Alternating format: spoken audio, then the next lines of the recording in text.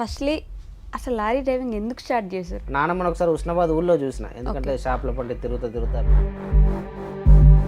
నేను అది ఎక్స్పెక్ట్ చేయలేదు. అది మరి ఇంటర్ తర్వాత ఎందుకు ఆపేశారు? రోడ్డు మీద ఓనర్ గారి కోసం కూర్చున్నా. నేను వచ్చేసి 400 ఇచ్చాను. 400 కరీంనగర్ నుంచి డైరెక్ట్ విజయవాడ ఎందుకు వెళ్ళిపోయినారు అసలు? అది నేను ఒక తెలియక చేసిన మిస్టేక్ మేడం. మిస్టేకా? పెద్ద తప్పు మేడం. ఓకే, అంటే ఏం జరిగింది? ఇప్పుడు ఎందుకు అంత బాధపడుతున్నారు? ఈ తప్పు చేయడం వల్ల ఈ విషయంలో జైలు కూడా వెళ్ళాల్సి వచ్చింది. ఆలోచించలేదా? అంటే ఇప్పుడు మా చెల్లి ఉంది నా తర్వాత, నేను ఇక్కడి నుంచి వెళ్ళిపోయినా ఏమైనా జరిగినా ఈ పని చేయడం వల్ల నా ఫ్యామిలీకి తప్పు చేసిన. డ్రైవర్లు అనగానే మాటలు అనడం, గట్టిగా అరిచేయడం ఇలా చేస్తూ ఉంటారు. చేస్తారా లేదా? బీపీసం కొడతారా? కొడతారు. ఆంధ్ర తెలంగాణలో లారీ నడపాలంటే మేడం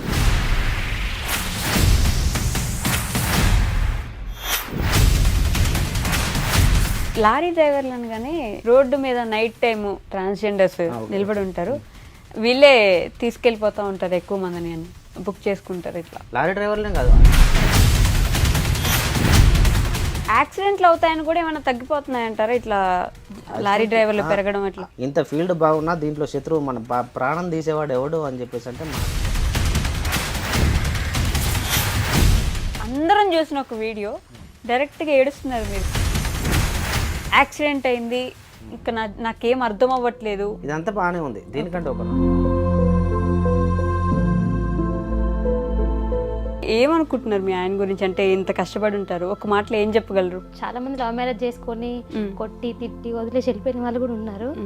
నాకైతే బెస్ట్ ఆప్షనే అనుకుంటున్నాను. నేను టీనేజ్లో తెలియక తప్పులు చేశాను. హాయ్, హలో, నమస్తే, welcome back to our channel. నేను మీ వైషు.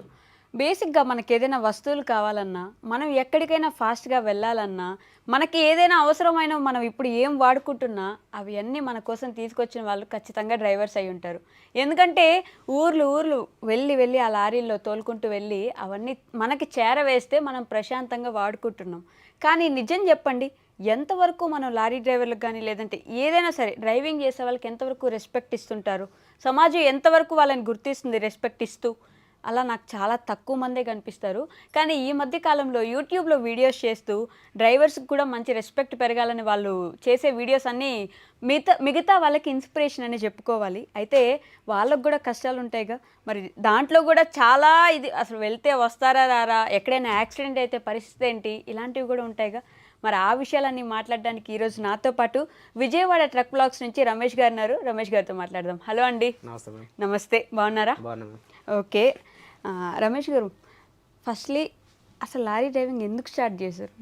నేను చేయాలని నాకు ఇవన్నీ అనుకోకుండా వచ్చేసినాయి మేడం నాకు. ఓకే, ముందు ఫస్ట్ ఆఫ్ ఆల్ మా పుట్టిన ఊరు వచ్చేసి చౌటుపల్లి, హుస్నాబాద్ మండలం, మాకు సిద్దిపేట దగ్గర ఉంటుంది, తెలంగాణ. ఓకే, దాని తర్వాత ముందు ఊళ్ళో పని చేసుకుంటూ ఈ లారీ ఫీల్డ్ ఏంటంటే జీతానికి ఆశపడి ఫీల్డ్లోకి వచ్చిన అవకాశం ఉంది. దాని తర్వాత క్లీనర్ పొజిషన్ ఉంటే ఒక రకమైన జీతం, డ్రైవర్ ఉద్యోగం సంపాదించుకుంటే ఒక రకమైన జీతం, జీతానికి ఆశపడి ఫీల్డ్లోకి రావాల్సి వచ్చింది. ఓకే, అర్థమైంది. కాకపోతే మీ పేరెంట్స్ ఏం చేసేవాళ్ళు అప్పుడు? పేరెంట్స్ అమ్మ ఉండేది మేడం. నాన్న చిన్నప్పుడు నాకు ఒక 6th క్లాస్ ఉన్నప్పుడు భీవండి, మేము పద్మశాలి. ఓకే, మా నాన్న వర్క్ వచ్చేసి మగ్గన వేయటం. అది ముంబై దగ్గరలో భీవండి అని చెప్పేసి ఏరియా ఉండేది, అక్కడ పనిచేసేవాడు. వృత్తిరీత్యా పని చేసుకుంటూ ఆయనకు కళ్ళు కనబడక ఇంటికి వచ్చేసాడు. నాన్న ఇంటి దగ్గర ఉండేవాడు, అమ్మ వ్యవసాయం పని, నేను స్కూల్కి వెళ్తా చిల్లర ఈ పనులు కూడా చూసుకునేవాడిని. స్కూల్కి వెళ్ళేటప్పుడు. ఓకే, ఏ క్లాస్లో అప్పటికి మీ నాన్న? అప్పుడు 6th 7th అంతే. మేము 6th 7th మీరు పనులు మొదలు పెట్టారా? అంటే అప్పుడు ఊళ్ళో చిన్న ఈ పత్తి ఎరటం కానీ, ఈ మొక్కజొన్నలకి పిండి వేయటం, అది వ్యవసాయం పనులు అయ్యే ఉంటాయి కదా, అలాంటి పనులకి వెళ్ళేవాడిని. 20 రూపాయలకి అప్పుడు. 20 రూపాయలు ఏమొస్తుంది అప్పుడు? 20 రూపాయలు అప్పుడు అది గొప్ప మేడం. 20 రూపాయలు అంటే నేను ఎలా చూసుకున్నాను అంటే వెళ్తే ఒక 4 రోజులు వెళ్ళేవాళ్ళు. ఓకే, 4 రోజులు అంటే 4 80 రూపాయలు. ఈ లోపు స్కూల్ ఒక 2 రోజులు, ఇది ఒక 4 రోజులు, వారం కంప్లీట్ అయ్యేది. ఆ రకంగా నెట్టుకొచ్చేవాడిని. ఇటు 2 రోజులు స్కూల్కి పోవాలి, అటు అది మేనేజ్ చేసుకుంటారు. ఎంతవరకు చదువుకున్నారు మరి? ఇంటర్ కంప్లీట్ చేసాము. ఇంటర్ వరకు చదువుకున్నారా? ఆ టైంలో అంటే నాన్న వచ్చేసిన తర్వాత కూడా మీ మమ్మీ చదివించారు మిమ్మల్ని? అది పని చేసుకుంటూ అమ్మ కష్టం, ఒకటి చెల్లెకు చూడాలి, నాకు చూడాలి, నాన్నకు చూసుకోవాలి, నాన్నమ్మకు చూడాలి. అమ్మది చాలా కష్టం. అబ్బో, ఇంతమంది ఉన్నారా మీ ఇంట్లో? నానమ్మ, నేను, మా చెల్లెలు, నాన్న, మా అమ్మ. అందరినీ మీ మమ్మీ వ్యవసాయం చేస్తూ పోషించారు? ఊళ్ళో వ్యవసాయం అంటూ సొంతంగా ఏం లేదు. పొలం లేదు? పొలం అంటూ ఏం లేదు, మామూలుగా రోజువారీ కూలి. ఓకే, ఇది మా వర్క్. రోజువారీ కూలికి వెళ్ళి మిమ్మల్ని చదివించారంటే గొప్ప. మరి ఇంటర్ తర్వాత ఎందుకు ఆపేశారు? ఇంటర్ తర్వాత మేము ఆపడానికి కారణం నానమ్మ. ఒకసారి నేను అనుకోవాలా, ఊళ్ళో నుంచి చదువుకోవాలంటే 7 కిలోమీటర్లు వెళ్ళాలి ఉస్నాబాద్కి. 7 కిలోమీటర్లు వెళ్ళి నేను సైకిల్ మీద వెళ్ళి రావటం, నా తోటి ఫ్రెండ్స్ ఆటో, రోజువారీ ఆటో రావడం. నానమ్మని ఒకసారి ఉస్నాబాద్ ఊళ్ళో చూసిన, ఎందుకంటే షాప్ల పంటే తిరుగుతా భిక్షాటన చేయడం ఒకసారి చూసా. అంటే అడుక్కోవడం నానమ్మ. నేను అది ఎక్స్పెక్ట్ చేయలేదు, చూడలే అసలు. అమ్మ ఇంటికాడ పనికి పోవడం, నానమ్మ ఈ పని చేయడం, నాతో పాటు ఉండేది. ఒకసారి నానమ్మని అలా చూసిన తర్వాత నేను ఏమనలా, సైలెంట్గా ఇంటికి వెళ్ళిపోయినా. ఇంటికి వెళ్ళిపోయిన తర్వాత నాకు నేను ఆలోచించుకున్నా, ఇది వద్దుగా ఆలోచించడం, ఇలా నాకు అనవసరం అని చెప్పేసి. ఈ ఏదైతే నేను చదువుకోవడం, అమ్మ కూలి పనికి వెళ్తుంది. అప్పటికప్పటికి వ్యవసాయం పనులు వెళ్ళిన చోటల్లో ఆమెకు దెబ్బలు. ఒకసారి కట్టెలు ఎత్తుకొస్తూ, మాకు సరైన గ్యాస్ కూడా లేదు అసలు. 2000 నాకు 20 సంవత్సరాలు 22 సంవత్సరాలు వచ్చేపాటికి మా ఇంట్లో కరెంటు లేదు. నేను మా చెల్లె నేను ఇంత రూమ్ అయితే ఓ మూలకి చిన్న దీపం పెట్టుకుని దీపం కింద చదువుకునేవాళ్ళం. ఓకే, అప్పటిదాకా కరెంట్ లేదు? కరెంట్ 2000 నాకు 22-23 సంవత్సరాలు వచ్చేవరకు ఇంట్లో కరెంట్ లేదు. ఊరంతా కరెంటు. ఒక కరెంట్ లేని ఇల్లు అంటే ఊళ్ళో మా ఒకటి. మీ నాన్నమ్మ ఎందుకు అంటే భిక్షాటన ఎందుకు చేసేవారు? ఆమెకు పని చేతనకపోయేది, చేయలేదు. ఏం పని చేసిద్ది ఆమె? మళ్ళీ కోడల కింద ఎన్ని రోజులు అని చెప్పి తింటుంది. ఆమె మనస్తత్వం ఎట్లా అంటే, నేను ఎవరి కింద ఆధారపడను, నాది నేను, అవసరం ఉంటే నేనే ఇంకో రూపాయి ఇస్తా, ఇల్లు మెయింటైన్ చేస్తా, ఆ పౌరుషం ఆమెది. అలా చూస్తుంటూ చేతనయ్యే కాడికి ఊళ్ళో ఏదైతే పని ఉంటుందో, నా వల్ల ఈ పని అవుద్ది అంటే ఆ పనికి వెళ్ళేది. అవ్వకపోతే ఇలా చూసిన నేను నానమ్మని ఒకరోజు చూసిన, నాకు మంచిగా అనిపించలేదు. ఇక అనిపించకపోతే నాకు ఈ చదవద్దు, చదువుకొని ఇప్పుడు ఇంటర్, దాని తర్వాత డిగ్రీ తర్వాత జాబ్ ఎక్కడికో ఉంది, ఇప్పటి నుంచే పని చేస్తా అని చెప్పేసి అని ఊళ్ళో పనికి వెళ్ళేవాడిని. ఊళ్ళో పనికి వెళ్ళేవారు, కూలి పనికి. మీరు ఎన్ని రోజులు వెళ్ళారు అట్లా? వెళ్ళాం మేము ఒక 2-3 సంవత్సరాలు వెళ్ళినా, 2 సంవత్సరాలు అట్లా. ఎంత ఇస్తారు ఒక రోజు కూలికి వెళ్తే? ఒక రోజు కూలి, నా స్టార్టింగ్ కూలి 20 రూపాయలు మేడం. పత్తి ఏరటం, కలుపు మొక్కలు తీయటం, ఈ వరి నాట్లు వేయటం, ఇలాంటి అన్ని పనులకు, వ్యవసాయం పనులు, సర్వం పనులు చేసిన ఊళ్ళో. కరువు పనికి కూడా 150-300 అప్పుడు కరువు పని లేదు మేడం. ఓకే, అప్పుడు లేదా? లేదు, ఓన్లీ ఇదే పని. 20 రూపాయలకు మీరు 3 సంవత్సరాలు చేస్తారు కంటిన్యూస్గా. ఇది చేసిన తర్వాత హుస్నాబాద్ చికెన్ సెంటర్లో పని చేస్తే 1500 అని చెప్పేసి అన్నారు నెలకి. అది బాగుంది అని చెప్పేసి అని ఫుడ్ వాళ్ళదే, మొత్తం వాళ్ళదే చూసుకుంటారు. 1 by ఒక అవకాశం అక్కడే ఉండి కాలేజ్ కూడా చేయొచ్చు. అంటే ఎగ్జామ్స్ రాసుకుంటూ ఇది చేసుకుంటూ, అది హుస్నాబాద్ అయితే బాగుంటుంది అని చెప్పి చూసాం. అలా హుస్నాబాద్కి ఎంటర్ అయిపోయినా 1500కి. దాని తర్వాత 2000 ఇస్తా అంటే కిరాణా షాప్లో పనిచేశాను. 2000 ఇస్తాను. దాని తర్వాత 2200, 2500 ఇస్తా అంటే కరీంనగర్, తిమ్మాపూర్ పాల కేంద్రంలో పనిచేసిన. క్యాన్లు వాష్ చేయడం కానీ, పాల ప్యాకెట్లు సప్లై చేయడం కానీ, లారీలో లోడ్ చేయడం కానీ, ఇలాంటి పనులు. దీని తర్వాత టర్నింగ్ పాయింట్ మా ఊరు, ఆయన ద్వారానే lorry field enter. Pachimatla Ramesh అని రీసెంట్గా చనిపోయారు ఆయన. ఆయన తీసుకెళ్ళాడు నన్ను. తీసుకెళ్ళి లారీ మీద క్లీనర్ పని చేయి 3000 పెద్ద నాకు సాలరీ మేడం. అప్పుడు అది 3000 చాలా పెద్ద జీతం. 3000 నెలకు వచ్చి 3000 వస్తున్నాయి. పని ఏం లేదురా, ఖాళీ లెఫ్ట్ సైడ్ కూర్చోవడం, బండి పని చూసుకోవడం, తాడు కట్టుకోవడం, పట్ట కట్టుకోవడం, దీనికి 3000. ఇది పొద్దున 8ంటికి వెళ్ళి సాయంత్రం 6 దాకా నడుము టింగుమనేలాగా పని చేస్తుంటే ఇంత వస్తుంది, దానికంటే ఇది బెటర్ కదా అనిపించింది. 3000కి జీతం ఆశపడి క్లీనర్ పనికి వెళ్ళిన. ఒక నెల రోజుల్లో లెఫ్ట్ సైడ్ నేర్చుకోవాల్సిన పని, ఒక క్లీనర్ నేర్చుకోవాల్సిన పని మొత్తం నేను నేర్చేసుకున్నా. ఆయనే దగ్గరుండి ఇది ఇలా చేసుకోవాలని దగ్గరుండి చేయించాడు ఆయన. ఒకవేళ ఫస్ట్ నాకు వస్తాదని చెప్పేసి అంటే గురువు గారు అంటే ఆయనే ఫీల్డ్, అంటే ఒక స్టెప్ ముందడుగు, బేస్మెంట్. ఆయన ద్వారా ఫీల్డ్లోకి వచ్చేసినాం. లారీ ఫీల్డ్లోకి అట్లా దిగినారు క్లీనర్గా. 3000 ఇస్తారు కాబట్టి వెళ్దాం అని వెళ్ళినారు. ఆ తర్వాత ఇంకా మళ్ళీ అట్లా చిన్నగా దాంట్లోనే ముందుకెళ్ళడం స్టార్ట్ చేశారు, అంతేనా? మరి ఓన్గా లారీ ఎప్పుడు కొనుక్కున్నారు? ఓన్గా లారీ అంటే దాని తర్వాత కరీంనగర్ నుంచి విజయవాడను. కరీంనగర్ నుంచి విజయవాడ ఎందుకు వెళ్ళారు? ఈ మధ్యలో చాలా సినిమా ఉంది మేడం కరీంనగర్ నుంచి విజయవాడ అంటే. ఓకే. ఫస్ట్ ఆఫ్ ఆల్ ఎక్కడ ఆగింది మన స్టోరీ మేడం, 3000 దగ్గర ఆగింది. అవును. నేను చేసే వర్క్ ఓనర్ దగ్గర మంచి పేరు తెచ్చుకోవడం, ఓకే. రకంగా 3600 చేశాను. 3600 ప్రమోషన్ లా కొద్దిగా. ఓకే. 3600 చేసిన తర్వాత నా ఫ్రెండ్స్ ఎవరైతే ఇట్లా ఉంటారో, కరీంనగర్లో మంచి వాళ్ళు ఉంటారు, చెడ్డ వాళ్ళు ఉంటారు. చెడ్డవాళ్ళు పరిచయం అవ్వకపోవడానికి కారణం ఈ ఉన్న ఒక ఫ్రెండ్ ఓకే. ఆదిల్ అని చెప్పేసి అని నా ఫ్రెండ్. ఎందుకంటే మంచి మంచి ఈ నమాజ్ చేసేవాడు 5 పూటలు. నాకు చదువుకుంటూ దాన్ని తెలుగులో నాకు ఎక్స్ప్లెయిన్ చేసేవాడు. అలా ఇలాంటి పనులు చేయకూడదు, దొంగతనాలు ఎందుకంటే దారిలో దొంగతనాలు సహజం. ఏదన్నా అప్పుడు బాగా చూసాను నేను. ఓకే. ఏదైనా లోడ్ వేసుకెళ్తే కానీ డ్రైవర్కి తెలియకుండా ఇవ్వండి దాన్ని చూసుకోవడం, డ్రైవర్ వెళ్ళిపోయిన తర్వాత ఆ డబ్బులు పాకెట్కి మన కింద వాడుకోవడం, అలాంటివి మనం చేయకూడదు, అవి తప్పు అని చెప్పేసి అని నన్ను సరైన మార్గంలో నడిపించాడు ఆదిల్ ఫస్ట్ ఫ్రెండ్. ఓకే. దాని తర్వాత దేనికోసం వచ్చావు అంటే నన్ను ఒక గోల్ వైపు నడిపేయడం. ఎలాగంటే ఈ ఫీల్డ్లోకి ఎందుకు వచ్చినాం, నేర్చుకుందాం అని కొందరు వస్తారు, నేర్చుకొని వెళ్ళిపోదాం అని చెప్పి కొందరు వస్తారు. 3000 జీతానికి ఆశపడి 3 నెలలు చేసుకుంటే 9000 ప్లస్ బోనస్ కింద ఒక 1000. 3 నెలలు చేసుకుంటే 10,000 వస్తున్నాయి. 10,000 కోసం కొందరు వస్తారు. దేనికోసం వచ్చావు అని చెప్పి కొంచెం ఆలోచింపజేశాడు. నాకు అంత తెలియదు మన దేనికోసం వచ్చామంటే నా టార్గెట్ డ్రైవర్, లెఫ్ట్ సైడ్ నుంచి రైట్ సైడ్ రావాలి, లెఫ్ట్ సైడ్ నుంచి రైట్ సైడ్కి వెళ్ళాలి. ఆయన టార్గెట్ అది. నా టార్గెట్ మెయిన్ డబ్బులు ఎక్కువ కావాలి. అలా చేస్తే ఏంటి మరి, ఓకే. 6000 ఇక్కడ 3000, అక్కడ 6000, అక్కడ 6000 ప్లస్ రోజువారీ బేట, కమిషన్లు. రోజువారీ బేట అంటే రోజువారీ బేట అంటే తిండి ఖర్చులు. ఓకే. రోజుకి అప్పుడు 100 రూపాయలు. ఒక ట్రిప్ పొద్దున వెళ్ళి సాయంత్రం వరకు ఒక ట్రిప్ కంప్లీట్ చేసుకుంటే ఒక 300 రూపాయలు. Okay. Local trip Karimnagar association union office నుంచి రైల్వే స్టేషన్కి, గర్రెపల్లి నుంచి గర్రెపల్లి గోడౌన్స్ నుంచి రైల్వే స్టేషన్కి, ఈ రకంగా రోజుకు 2-3 ట్రిప్పులు పడేటి. ఓకే. ట్రిప్కు 100 రూపాయలు ట్రిప్కు 100 లేదా ట్రిప్కు 200 రూపాయలు. ఇవన్నీ కలిపితే 15,000 రూపాయలు అయ్యేటి. అవన్నీ దాచిపెట్టుకునే వాళ్ళు. అవన్నీ అంటే ఓనర్ దగ్గర సేవ్ అయ్యేటి. మనం లెక్క రాసుకునే వాళ్ళం. ఇవన్నీ ఓనర్ దగ్గర సేవ్ అయ్యేటి. 6,000 జీతం ఆయన దగ్గర సేవ్.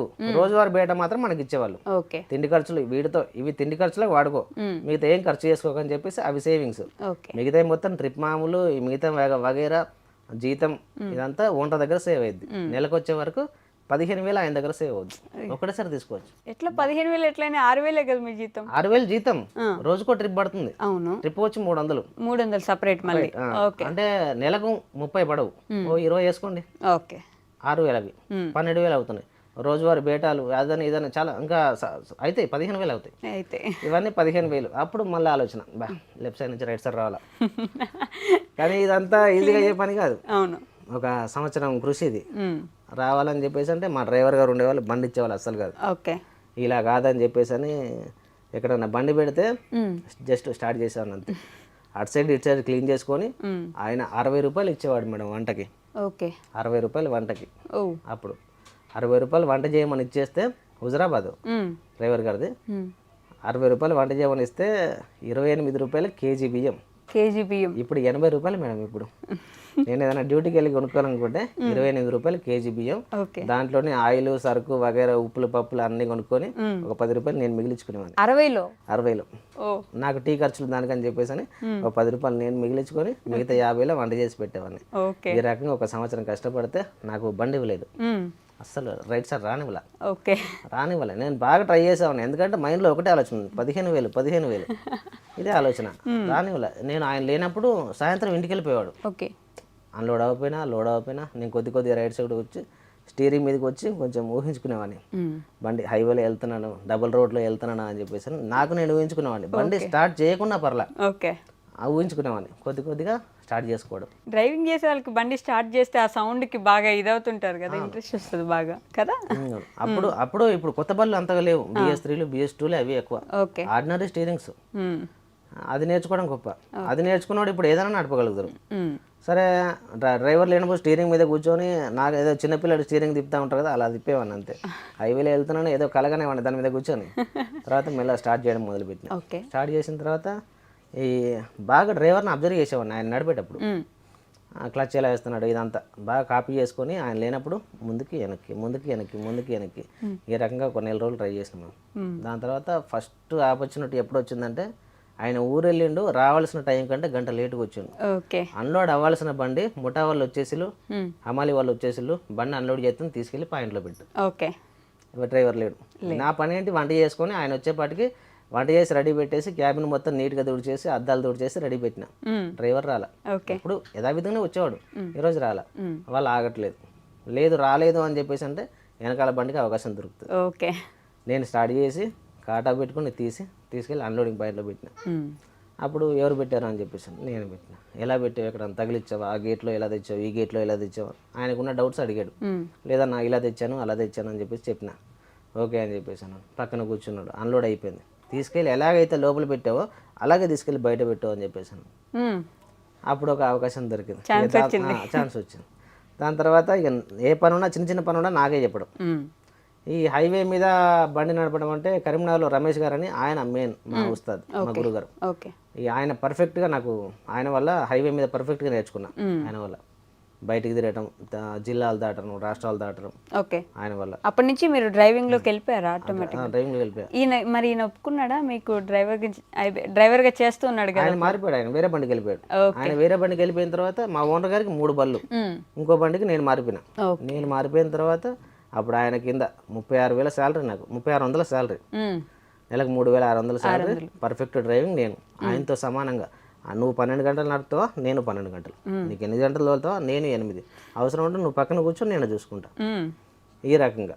తర్వాత ఇంకో సెకండ్ ఆప్షన్ ఏంటంటే మేడం లైఫ్లోను ఈ విషయం మా ఓనర్ గారికి తెలియదు. తెలిసిన తర్వాత చాలా మంచి వ్యక్తి ఆయన తెలిసిన తర్వాత వాళ్ళ బ్రదర్ ఆయనకి చెప్పాడు. డ్రైవర్ ఇంటికి వెళ్ళిపోయిన తర్వాత యూనియన్ ఆఫీస్ పార్కింగ్లో వారం ఆపేసాడు బండి. లారీలో ఆగటం ఏ ఓనర్కి ఇష్టం ఉండదు. ఎందుకంటే ఫైనాన్స్లు ఉంటాయి, చాలా ట్యాక్స్లు కట్టాల్సి ఉంటాయి. ఎందుకు ఆపినావు అని చెప్పేసి అని ఓనర్ వాళ్ళ బ్రదర్ అడిగితే డ్రైవర్ లేడు దానికి.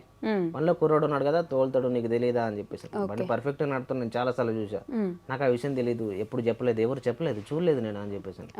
అంటే నీకు తెలియకుండా మెయింటైన్ చేసాము, ఫోన్ చేసి చెప్పు పలానా చోటుకి వెళ్ళమని చెప్పేసి అని ఆయన అప్పుడు చెప్పారు నాకు. రమేష్ ఇట్ట ఫోన్ చేసిన తర్వాత రమేష్ ఇట్ట బండి తీసుకెళ్ళు గర్రపల్లి గోడౌన్ నుంచి. ఫస్ట్ నాకు బాగా గుర్తుంది, కరీంనగర్ గోదావరిఖండ్ రూట్లో ఉంటుంది గర్రపల్లి ఊరని. అక్కడ సిడబ్ల్యూసి గోడౌన్స్ ఉన్నాయి, గవర్నమెంట్ వారి గోడౌన్స్. ఆ గోడౌన్ నుంచి రైల్వే స్టేషన్కి రైల్వే గూడ్స్ బండి ఉంటుంది కదా, దానిలో ఫిలప్ చేయాలి మేము. అదే రాష్ట్రాలు దాటుకుంటూ పక్క రాష్ట్రానికో పక్క దేశానికో వెళ్ళిపోద్ది దాంట్లో ఫిలప్ చేస్తే. ఆ పని అది ట్రిప్కు 3 or 4 పడతాయి. అంటే మన తెలివితేటలను బట్టి, లోడింగ్లు బట్టి అక్కడికి వెళ్ళి ఆ ట్రిప్పులు అయిపోవని చెప్పేసి అన్నాడు. ఆ ట్రిప్పులు నడిపించు అన్నాడు. ఏంది నాకు ఏమన్నారు మీరు అని చెప్పేసి నేను అన్నా. బండి తీసుకెళ్ళి గోడౌన్ నడుస్తుంది, అక్కడికి వెళ్ళి అవి ఎంటీ గోడౌన్ అవి కొట్టు అని చెప్పేసి అన్నాడు. ఆ ట్రిప్పులు వెయ్యి అని చెప్పి అన్నాడు.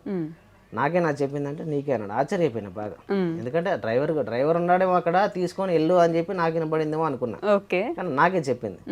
అటు వెళ్ళి 4 ట్రిప్పులు వేసిన. 4 ట్రిప్పులు వేసిన తర్వాత 3600 జీతం. బేటా డబ్బులు అంటే డ్రైవర్ లేకపోతే 100 రూపాయలు బేటా నాకు. ఈరోజు 4 ట్రిప్పులు వేసిన. డ్రైవర్కి అయితే 400 ఇస్తారు ఓనర్ గారు, నాకెంత ఇస్తారు? పోనీ 50 ఇచ్చినా కానీ 200 వస్తాయి. మొత్తం డబ్బులే 50 ఇచ్చినా కానీ ట్రిప్కి 50 రూపాయలు ఇచ్చినా కానీ 200 రూపాయలు వస్తాయి. సాయంత్రం ఈవినింగ్ 4 రిసీవ్లు, అది మనకు కిరాయి ఏమి ఉండదు, రిసీవ్లు అని చెప్పి ఇస్తారు. 4 రిసీవ్లు చేతిలో పట్టుకొని రోడ్డు మీద ఓనర్ గారి కోసం కూర్చున్నా. ఆయన వచ్చేసి 400 ఇచ్చాను నేను. First salary 400. ఈ 400కి నేనేం చేశానంటే, నేను బండి నడిపినా అని చెప్పేసి నా తోటి క్లీనర్కి మొత్తం చెప్పుకోవడం. ఈ 400 రూపాయల నోట్ల మీద గాంధీ నోట్ల ప్లేస్లో నా ఫోటో వేసుకున్నాను. నా ఫస్ట్ శాలరీ దాచుకోవాలని చెప్పేసి మీ ఫోటో వేసుకున్నారా? గాంధీ ఉన్న ఫోటోలో నా passport size photo same Gandhi సైజులో కట్ చేసుకొని అక్కడ నా ఫోటో వేసుకున్నాను. పని చేస్తే అవి అంటే ఖర్చు పెట్టాలని కాదు కానీ దాచుకోవాలని. ఈ రోజు నేను సంపాదించిన అక్కడ నుంచి ఇట్లా ఎంతవరకు చదువుకున్నావు అని చెప్పేసి అంటే ఇంటర్ కంప్లీట్ చేసిన, లైసెన్స్ పెట్టుకో అని చెప్పేసి లైసెన్స్ అయింది. దాని తర్వాత హెవీ అయింది. అక్కడే హెవీ అయిన తర్వాత నాన్నగారికి కొద్దిగా ఒంట్లో బాగాలేదని చెప్పేసి నేను ఇంటికి వచ్చేసిన. మళ్ళీ ఇంటికి వెళ్ళిపోయినారా? ఇంటికి వచ్చేసిన. ఇంట్లో 1 సంవత్సరం. దాని తర్వాత నాన్నగారు చనిపోవడం. మరీ బాగాలేకుండా ఉండింది. నాన్నగారు చనిపోవడం. దాని తర్వాత చెల్లెలు కాలేజీ నేనే చూసుకోవాలి, కాలేజీ ఫీజులు చూసుకోవాలి, ఇంటికాడ కొద్దిగా ఇల్లు అప్పుడు కొంచెం తెలిసింది ఇల్లు బాగా చేసుకోవాలి. ఇంట్లో కరెంట్ లేదు, ముందు చెప్పుకున్నాం కదా 22 సంవత్సరాలు వచ్చేదా కరెంట్ లేదని. అప్పుడు నేను ఇంట్లో ఉండేవాడిని కదా, నేను బయట తిరిగేవాడిని కదా. ఇల్లు బాగా చేయించుకోవాలి, ఇంట్లో కరెంట్ తెచ్చుకోవాలి. మెల్లమెల్లగా ఈ బాత్రూమ్స్ కట్టించాను. దాని తర్వాత ఇంట్లో కరెంటు, కొద్దిగా ఇల్లు బాగా చేయించుకోవడం. చెల్లెల్ని టీటీసీ అని చెప్పేసి హన్మకొండలో కాలేజ్ జాయిన్ చేయడం. ఇప్పుడు గవర్నమెంట్ జాబ్ అని అన్ని డబ్బులు బాగా వచ్చినాయి అయితే అప్పుడు. బాగా వచ్చేది. ఆ తర్వాత డ్రైవర్ అయిపోయినా. డ్రైవర్ అయిపోయి 1 సంవత్సరం పని చేసిన.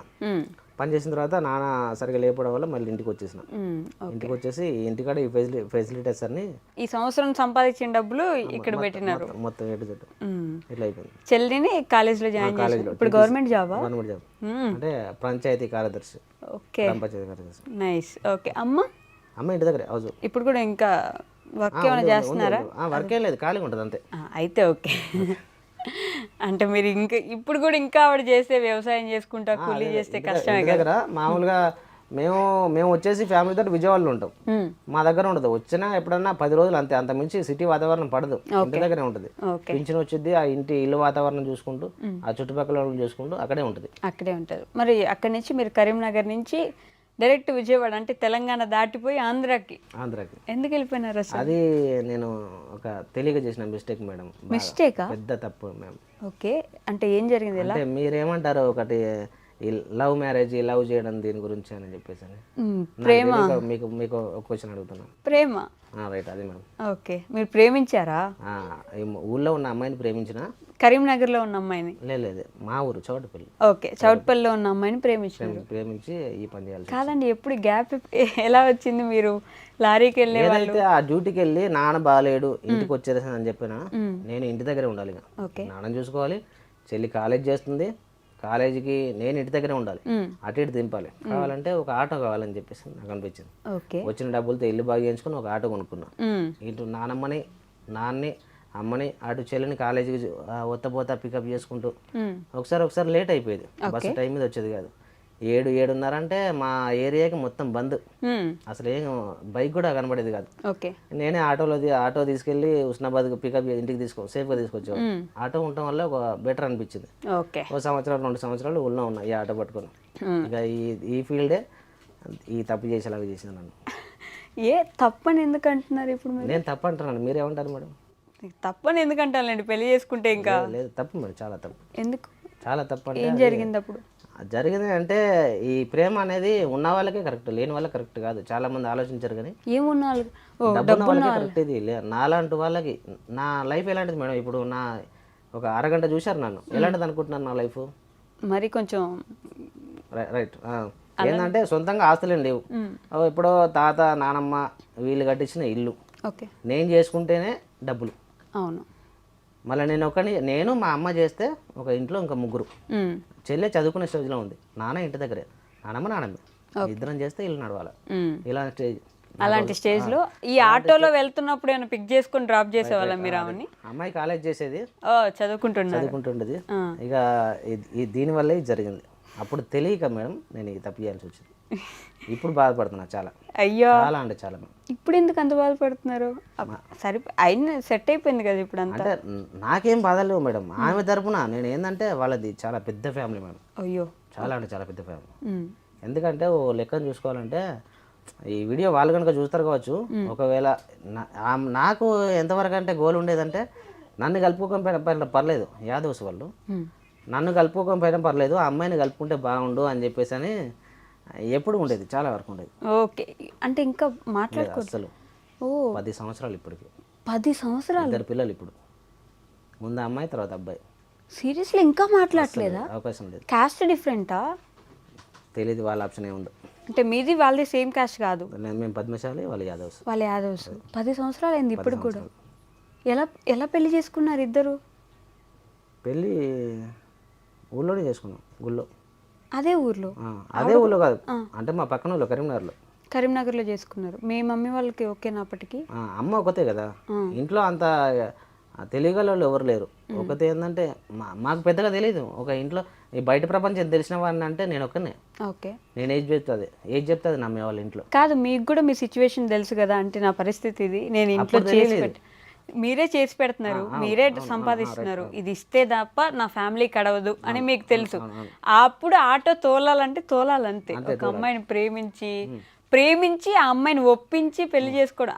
ఆవిడ ఎలా ఒప్పుకున్నారు అసలు? మీరు జస్ట్ అప్పుడు ఆటో తోలుతున్నారు, మంచి ఫ్యామిలీ ఆవిడది, బాగా చదువుకుంటున్నారు, ఎలా ఒప్పుకున్నారు ఆవిడ?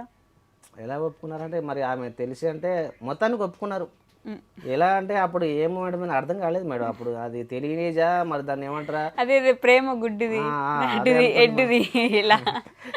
ఆ టైపు తెలియలేదు, ఆమెకు తెలియలేదు ఒక రకంగా, నాకు తెలియలేదు. ఎందుకంటే ఆమెకు చాలామంది చెప్పారు. ఒక్కొక్కసారి ఇలా ఈ తప్పు చేయడం వల్ల వాళ్ళ ఇంట్లో తెలిసింది, మా ఇంట్లో తెలిసింది. ఓకే. తెలిసి గొడవలు అయినాయి, చాలా ఇదైంది అదైంది అని చెప్పేసి ఆమెకు చెప్పే పద్ధతిలో ఆమెకు చెప్పిళ్ళు, నాకు చెప్పే పద్ధతిలో నాకు కొట్టే ఉంటారు బాగా బీభత్సంగా. తెలుసు. ఆల్రెడీ స్టేషన్లో కూడా ఒక వారం వేశారు నన్ను పడుకు. స్టేషన్లో ఉన్నారు మీరు? స్టేషన్ నేను నా ఫ్రెండ్స్ వాళ్ళు వీళ్ళందరూ స్టేషన్లో వేశారు. కొట్టాడు. సినిమా కైండ్ ఆఫ్ స్టోరీ చేస్తున్నారు మీరు అప్పుడే. ఓకే. అయినా కూడా మళ్ళీ లేదు నేను ఆ అమ్మాయిని చేసుకుంటా, నాకు ఆ అమ్మాయి కావాలని వచ్చిన తర్వాత ఇక ఆమెను తీసుకొని ఇట్లా కాదు అని చెప్పేసి అని ఎంగేజ్మెంట్ పెళ్ళి ప్లాన్ చేస్తుంటే ఆ అమ్మాయిని తీసుకొని నేను విజయవాడ రావాల్సి వచ్చింది. వాళ్ళ ఇంట్లో తనకి పెళ్ళి సపరేట్గా ప్లాన్ చేస్తుంటే ఎంగేజ్మెంట్ ప్లాన్ చేస్తున్నారు.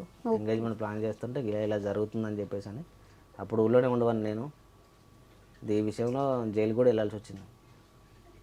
కేసు అది ఇది అని చెప్పేసి అని అమ్మ బాబోయ్. ఇక వారం రోజులు స్టేషన్లో వారం రోజులు ఉంచారు. తర్వాత జైలు.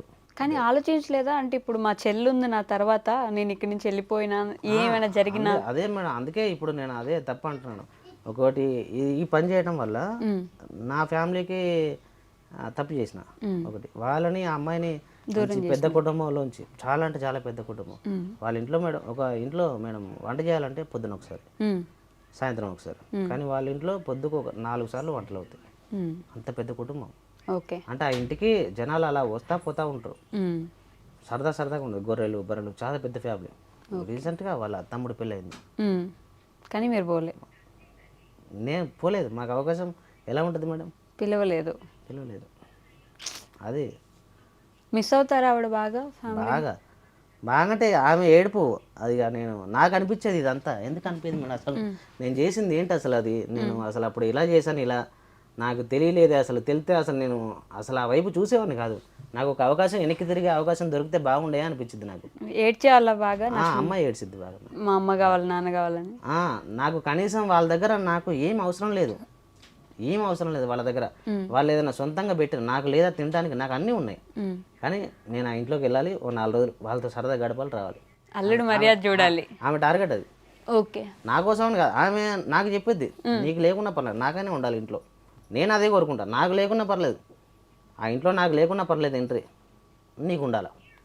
నువ్వు ఆ ఇంటి పిల్లవే కదా, నీకు ఉండాలి. ఒక 4 రోజులు ఉండి అట్లా.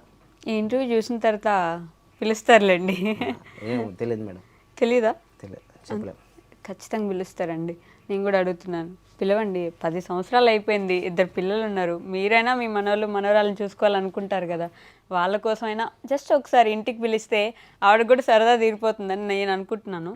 మీకు మంచిగా అనిపిస్తే ఒకసారి పిలవండి ఇంటికి ఖచ్చితంగా. ఈ ఇంటర్వ్యూ అయిపోయేలోపు నేను మళ్ళీ ఆవిడని కూడా ఒకసారి చూపించడానికి ప్రయత్నిస్తాను, ఎందుకంటే ఖచ్చితంగా చూపిద్దాం. ఓకేనా? నేను ఒకసారి ఇంట్లో డ్యూటీకి వెళ్ళి వచ్చిన తర్వాత సరదాగా బయట కూర్చొని వరండాలో కూర్చొని మీ ఇద్దరం ఇట్లా మాట్లాడుకుంటూ ఉంటాం. కూర్చొని మరి ఏంటి సంగతి అని చెప్పేసి అని అంటే, నాన్న వాళ్ళ దగ్గర నాకు ఏం తీసుకునే ఉద్దేశం లేదు, నీకేమైనా ఉందా అని చెప్పేసి అంటే, మీ మామగారు సొమ్ము నీకేమైనా ఆశపడే, లేకపోతే నన్ను ఆస్తి కోసం పెళ్లి చేసుకున్నావా, నీకేమైనా ఉందా అని ఇట్లా మేము ఇట్లా ఎలాగో మన ఇద్దరం ఎలాగైతే ఇంటర్వ్యూ చేసి మీరు నా క్వశ్చన్ అడుగుతున్నారో ఆమె కూడా నన్ను అడిగేది, ఇట్లా అత్తగారి సొమ్ముకి మామగారి సొమ్ముకి నీకు ఏమైనా ఆశ ఉందా? అబ్బో నాకు అసలు లేదు, నువ్వు సొంతంగా తెచ్చుకుంటా అంటే కూడా నేను వద్దంట. ఆమె కూడా అంతే, నాకేం అవసరం లేదు ఇంటి దగ్గర, జస్ట్ నేను వాళ్ళతో మాట్లాడితే చాలు, నాతో మాట్లాడితే చాలు, నా పిల్లల్ని దగ్గర తీసుకుంటే చాలు. ఇది ఆమె కోరిక. ఎవరు అర్థం చేసుకోవాలి దీన్ని? ఎవరు అర్థం చేసుకోరు.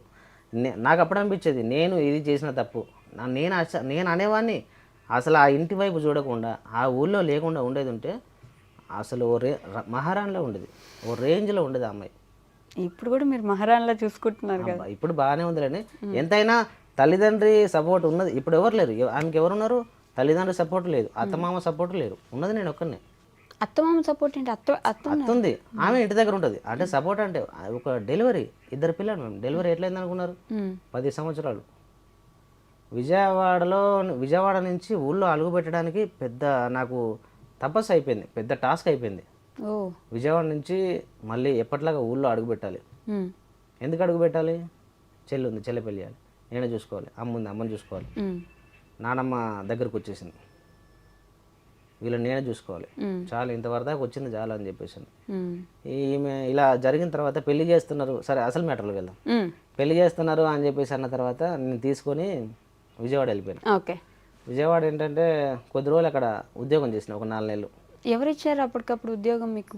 అప్పటికప్పుడు ఉద్యోగం అంటే మేము రోడ్డు మీద తిరుగుతూ ఉన్నా, ఓకే. ఒక వ్యక్తి క్లీనర్ కావాలి అని చెప్పేసి అని ఉమ్, ఈ కరీంనగర్లో ఒక చోట చేసి ఒక చోట మానేసిన తర్వాత, ఉమ్, అంటే ఇప్పుడు ఒక లారీ ఒక చోటుకి వెళ్ళిద్ది, ఉమ్, కరీంనగర్ బండి ఒక ఫ్యాక్టరీకి వచ్చింది, ఓకే. అదే ఫ్యాక్టరీకి విజయవాడ బండి వచ్చింది. ఉమ్, వచ్చిన తర్వాత ఆ క్లీనర్ నేను కలిసి మాట్లాడుకునేవాళ్ళం, ఎక్కడ మీద అంటే విజయవాడ, ఎక్కడ మీద అంటే కరీంనగర్. ఉమ్, అప్పుడు కూడా అంతే సేమ్, నీకెంత శాలరీ, నాకెంత శాలరీ, నాకు 3,3600 శాలరీ, అక్కడ 4,000 శాలరీ. ఉమ్, సరే ఒకసారి అడిగేద్దామని చెప్పేసి నేను అటు చూసా, ఓ 4 నెలలు పని చేశా, బాగానే వచ్చింది. 4 నెలల 16,000 సంపాదించుకొని తిరిగి వచ్చేసింది. ఉమ్, తిరిగి రావడం దేనికంటే దూరం అయిపోతుంది, బాగా ఓకే.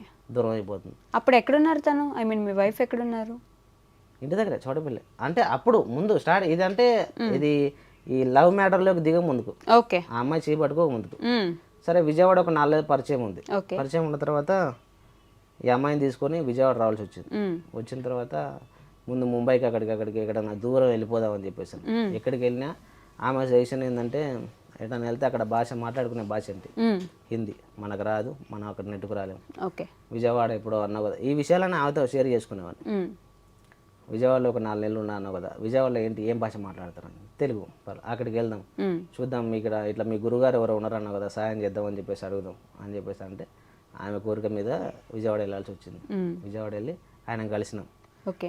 ఆయన కలిసిన తర్వాత నేను ఇలా చేశాను బాబాయ్ అని చెప్పేసి, గురుగారిని బాబాయ్ అని చెప్పి పిలిచేవాడిని. ఉమ్, మరి ఏం పని చేస్తావు నువ్వు, తీసుకురావటం వద్దు అని చెప్పేసాను. లేదు వాళ్ళ ఇంటి దగ్గర ఇచ్చేద్దాం, అమ్మాయి నువ్వేం పని చేయగలవు, సంసారాన్ని నెట్టుకు రావడం నీ వల్ల కాదు అని చెప్పేసి అనేసాడు. నన్ను 0 కింద లెక్కేశాడు ఎవరు? మా గురుగారు. Okay, right. అవ్వదు, నీ వల్ల అవ్వదు. ఒక రూమ్ చూసుకోవడం, డ్యూటీ చేసుకోవడం, బయట ఉద్యోగం చేయడం, ఇవాళ బయట ఎట్లున్నాయి ఖర్చులు, ఫ్యామిలీని మెయింటైన్ చేయడం, ఇప్పుడు మెయింటైన్ చేస్తే అయిపోయినా రేపు పొద్దున పిల్లలు, వాళ్ళని మెయింటైన్ చేయడం, ఉమ్, ఆ అమ్మాయికి ఎవరు సపోర్ట్ లేరు, నీకెవరు సపోర్ట్ లేరు, చేయలేవు నువ్వు అన్నాడు. ఓకే. లేదు నేను ఏదో ఒకటి మళ్ళీ వెనక్కి తిరిగి వెళ్ళినా ఇక అని చెప్పేసి అని ఆయన పట్టుకొని కూర్చున్నా. సరే ఏదో ఒకటి రూమ్ చూపిస్తా, ఇల్లు చూపిస్తా, మరి ఏం పని చేస్తావు ఉమ్, అంటే లైసెన్స్ తీసి ఆయన ముందు పెట్టిన, ఓకే. హెవీ లైసెన్స్, లారీ నడపడానికి, ఇది ఒక్కటి చాలరా బతకడానికి అని చెప్పేసి బాగా ధైర్యం ఇచ్చేసింది. ఓకే. రెడ్డి గారు ఆయన పేరు. ఉమ్, బాగా ధైర్యం ఇచ్చేసి ఒక ఓనర్ని పిలిచాడు. ఓనర్ కమ్ డ్రైవర్ ఆయన, ఉమ్, నాని గారు అని. ఓకే. ఆయన రీసెంట్గా నేను అక్కడ విజయవాడలో అడుగుపెట్టినప్పుడు వాళ్ళ అమ్మ చనిపోయి ఉమ్, ఆయన బైక్ పై నుంచి వెళ్తుంటే చెయ్యి ఇరిగిపోయి, కుడి చెయ్యి ఇరిగిపోయి ఓకే. కొద్దిగా రెస్ట్లో ఉన్నారు ఆయన. ఓకే. లారీ పక్కన ఆగి ఉంది, దానికి డ్రైవర్ కావాలి. టైం మీద నేను దొరికిన. దానికి కూడా ట్రిప్ కో డ్రైవర్ వస్తున్నారు, కానీ ఆయనకి సరిపోట్లా, నాకు సరిగా నడపట్లేదు అనిపించింది. ఉమ్, నన్ను చూసి ఆ లైసెన్స్ తీసుకొని ఆయన జేబులో పెట్టుకొని, ఉమ్, మీ బాబాయ్ని మర్చిపో, నేనే నీకు అన్నయ్య లెక్క, ఉమ్, ఓ రూమ్ ఇప్పిస్తా, అది ఇప్పిస్తా, నా చెయ్యి ఇది, ఒక 6 నెలలు దాన్ని మెయింటైన్ చెయ్యి అని చెప్పేసి అని 10,000 చేతిలో పెట్టాడు. అప్పుడు ఉమ్, కరీంనగర్ నుంచి ఇటు మా ఊరు నుంచి ఇటు వచ్చేటప్పుడు 1,500 జేబులో వేసుకొని వచ్చిన. ఓకే. 1,500 ఆల్రెడీ ఆ ట్రైన్ జర్నీలు మధ్యలో తినటం ఇది అది 2 రోజులు జర్నీ అయిపోయింది. ఉమ్, అటు ఇటు తిరగడం అయిపోయింది. దాంట్లో 100-200 మిగిలినాయి విజయవాడలో అడుగు పెట్టేపాటికి. ఓకే. 100-200 జేబులో ఉన్నాయి. ఆయన 10,000 ఇచ్చారు. 10,000 ఇచ్చేసి బైక్ ఇచ్చారు. ఓకే. ఆయన ఏ విధంగా సొంతంగా నడుపుతున్నారో ఆ బైక్ ఇచ్చేసి ఉమ్, ఆయన ఇంకో బైక్ మీద తీసుకెళ్ళి ఆ విజయవాడకి పక్కనే గురునానక్ కాలనీ అని చెప్పేసి అని, ఓకే. ఆ కాలనీకి పక్కనే ఉమ్, ఇది ఏరియా బాగుంటుంది, డ్రైవర్లు అందరూ ఈ ఏరియాలో ఉంటారు, రెంట్లు కూడా అందుబాటులో పర్ఫెక్ట్గా ఉంటాయి, ఓకే. మనుషులు కూడా కలివిడిగా బాగుంటారు, ఈ ఏరియా అయితే బాగుంటుంది మీకు. ఉమ్, నువ్వు ఒకవేళ రేపు ఉద్యోగానికి పోయినా కూడా అమ్మాయి హాస్టల్లో ఉన్నట్టుంటుంది, లేడీస్ హాస్టల్లో, పక్క వారందరూ వీళ్ళు ఇక్కడ వాళ్ళే కూడా అక్కడ వాళ్ళు చాలా మంది వచ్చినాం, నీకైతే పర్ఫెక్ట్ అని చెప్పేసి అలాంటి ఏరియా నాకు చూపించాడు. ఉమ్, చూపించేసి 1,500 రెంట్, ఓకే. ఫస్ట్ రెంట్ విజయవాడలో ఫస్ట్ ఇల్లు అద్దె 1,500. 1,500 రెంట్. నేను ఒక ఈయన ఇచ్చిన 10,000 తోటి ఒక చిన్న గ్యాస్, చిన్న గ్యాస్ ఇంత ఓకే. చిన్న గ్యాస్, 2 గిన్నెలు, ఒక కింద వేసుకునే చేప, ఉమ్, ఇలా ఇది తెచ్చుకున్నాం. ఇది తెచ్చుకున్న తర్వాత ఒక 10 days రెస్ట్ తర్వాత ఉమ్, డ్యూటీ హైదరాబాద్ విజయవాడ తిరగాలి. ఓకే. 2 రోజులకు ఒక ట్రిప్. ఉమ్, 2వ రోజు ఇంటికి వచ్చేసేవాడిని. ఒక రోజు ఇంటి దగ్గర ఉండను, 2వ రోజు ఇంటికి వచ్చేస్తా. ఓకే. ఇంటికి వచ్చిన తర్వాత మళ్ళీ 2 రోజులు రెస్ట్, 3వ రోజు మళ్ళీ డ్యూటీ. ఈ విధంగా ఆయన దగ్గర ఒక 6 నెలలు పనిచేసిన. ఓకే. 6 నెలలు పనిచేసిన తర్వాత నాకు ట్రిప్కి వచ్చి 2,000, 2,200 అలా వచ్చేటి. ఓకే. నెలకు వచ్చి 10 ట్రిప్పులు వేసేటి. లెక్క చూసుకుంటే 22,000 వస్తుంది నెలకు వచ్చి. ఓకే. చిన్న బండి, క్లీనర్ పక్కన, డ్రైవర్గా లోడింగ్ వాళ్ళే చేపిస్తారు, అన్నీ బాగుంది. 22,000 2 రోజులకు మళ్ళీ ఇంటి దగ్గర అని చెప్పేసి అని ఒక 6 నెలలు పనిచేసిన. దాని తర్వాత ఆయనకు చెయ్యి బాగా అయిపోయింది. ఓకే, బాబు నువ్వు వేరే కాడ ఉద్యోగం నీకు చూపిస్తా, అక్కడ చేసుకోను, నేను నా బండి తోలుకుంటా, సొంతంగా నేను నడుపుకునేవాడిని, ఎవరికి ఇవ్వను బండి ఓకే అని చెప్పేసి అంటే వేరే కాడ ఉద్యోగం ఆయనే మాట్లాడింది. ఆయన దగ్గర టర్నింగ్ పాయింట్ మళ్ళీ ఓకే, మళ్ళీ ఆయన దగ్గర అబ్దుల్ బాకిల్ గారు అని ఆయన దగ్గర ఆయన ఉద్యోగం ఇచ్చిన తర్వాత ఆయన దగ్గర 2 సంవత్సరాలు పనిచేసిన. 2 సంవత్సరాలు కలివిడిగా ఓనర్ లాగా కాకుండా ఫ్రెండ్ లాగా ఇలా ఉండాలి, అలా ఉండాలి, విజయవాడలో ఇలా ఇలా ఈ రూట్ అటు ఈ రూట్ ఇటు, ఇక్కడ నెట్టుకు రావాలంటే ఇలా మెయింటైన్ చేయాలి, ఇలా నువ్వు ఇలా ఉంటే కష్టం తొక్కేస్తారు, నేను ఎదిగిపోయాడు, ఈ మెంటాలిటీ ఉండాలి నీకు అని చెప్పేసి అని నన్ను బాగా రుద్దేశాడు. రుద్దేసి చూసిన ఆయన దగ్గర పని చేసిన. దాని తర్వాత ఇంటికాడ కావాల్సిన వస్తువులన్నీ నేను 1 by 1 తెచ్చుకుంటా ఉన్నా. ఓకే, ఇంట్లో మంచి డెకోలో మంచం అయిపోయింది, ఫ్రిడ్జ్ అయిపోయింది, ఏసీ అయిపోయింది, కాస్ట్లీ సామాన్లు అయిపోయినాయి. దాని తర్వాత ఆయన దగ్గర 2 సంవత్సరాలు పని చేసిన తర్వాత మా పాప డెలివరీ, మా అమ్మాయి కడుపులో ఉంది, అమ్మాయి డెలివరీ కోసం అని చెప్పేసి ఆయన దగ్గర ఉద్యోగం మానేసిన. ఉద్యోగం మానేసి ఏంటండి అని చెప్పేసి అంటే 6 నెలలు రెస్ట్, రాన్ డ్యూటీకి. డెలివరీ చేసేవాళ్ళు ఎవరు లేరు. ఫస్ట్ డెలివరీ చందమామ హాస్పిటల్లో డెలివరీ, అటు ఇటు అమ్మ వాళ్ళు ఎవరూ లేదు. ఓకే, డెలివరీ ఎట్లా కావాలి మేడం, అమ్మాయి డెలివరీ అంటే ఎంతమంది ఉండాలి వెనకాల సపోర్ట్, ఏం లేదు. నాకు బాగా హోప్స్ ఒక అమ్మలాగా చూసుకుందంటే చందమామ హాస్పిటల్ మేడం, ఓకే, డాక్టర్ గారు నెంబర్ 1 ఆమె. తర్వాత కాలనీలో ఇంకా ఆమె లడ్డక్క అని చెప్పేసి ఆమె వల్ల ఓకే బాగా ఫేమస్, నాకు బాగా హెల్ప్ చేశారు. ఇలా వాళ్ళిద్దరి వల్ల నేను ఆ డెలివరీ చేసుకోగలిగిన. పెద్ద ఆపరేషన్, ఫస్ట్ డెలివరీ ఓకే, పెద్ద ఆపరేషన్, అమ్మాయి పుట్టింది. ఓకే, 10 రోజులు నేనే చూసుకున్నాను మొత్తం, మా హాస్పిటల్లో ఇది అది అని చెప్పేసి సేఫ్గా ఇంటికి వచ్చేసినాం. ఇంటికి వచ్చేసిన తర్వాత కాలనీలో అప్పటికే 2-3 సంవత్సరాలు అయిపోయింది చూస్తా. ఓకే, 2-3 సంవత్సరాలు అయిపోయింది. 2-3 సంవత్సరాల్లో అందరు పరిచయం అయిపోయారు. ఇంటికి వచ్చి వాళ్ళందరూ ఇది ఇది అంటే జాగ్రత్తలు, చిన్నపిల్లకి తెలియదు, తినాల్సినవి కొన్ని ఉంటాయి, తినకూడని కొన్ని ఉంటాయి, ఇలా అన్ని జాగ్రత్తలు చెప్పించేవాళ్ళు. నా తర్వాత ఫస్ట్ అమ్మాయి, నా తర్వాత అబ్బాయి, ఇలా ఇదికుంటూ వచ్చినారు మొత్తానికి ఇట్లా సంసారాన్ని. ఎక్కడ భయపడలేదు, బాధపడలేదు. ఓకే, పర్లేదు, మనం బోధం చేద్దాం, దేవుడు ఉంటాడు. అదే ఒకరు దూరం అయితే ఒకరు దగ్గర చేస్తారన్నట్టు ఆ హాస్పిటల్లో ఆ పెద్దవన్నో లేకపోతే ఇంకెవరో అలా ఒక్కొక్కరు ప్రతి ఒక్క స్టేజ్లో మీకు ఒక్కొక్కరు తోడొస్తూ ఉన్నారు అట్లా కదా. మరి 2 పిల్లలు పుట్టేసినారు. ఆ తర్వాత డైరెక్ట్ ఓనరా, ఇంకా లారీ ఓనర్? ఈయన ఎన్ని రోజులు ఇలా అమ్మాయికి 6 నెలలు 6 నెలలు వచ్చేసింది. ఎన్ని రోజులు ఉద్యోగం చేస్తే బండి కొనేసుకో అని చెప్పేసి, బండి కొనేసి ఏం మాట్లాడుతున్నావు, బండి నా వల్ల ఏంటి, అసలు అవ్వదు నా వల్ల. ఓకే, నేను ఇక్కడ కొద్ది రోజులు పని చేసుకొని ఊళ్ళో అన్ని ప్రాబ్లమ్స్ ఉన్నాయి, ఆ ప్రాబ్లమ్స్ అన్ని క్లియర్ చేసుకొని మళ్ళీ ఊరు వెళ్ళిపోతాను నా ప్లాను.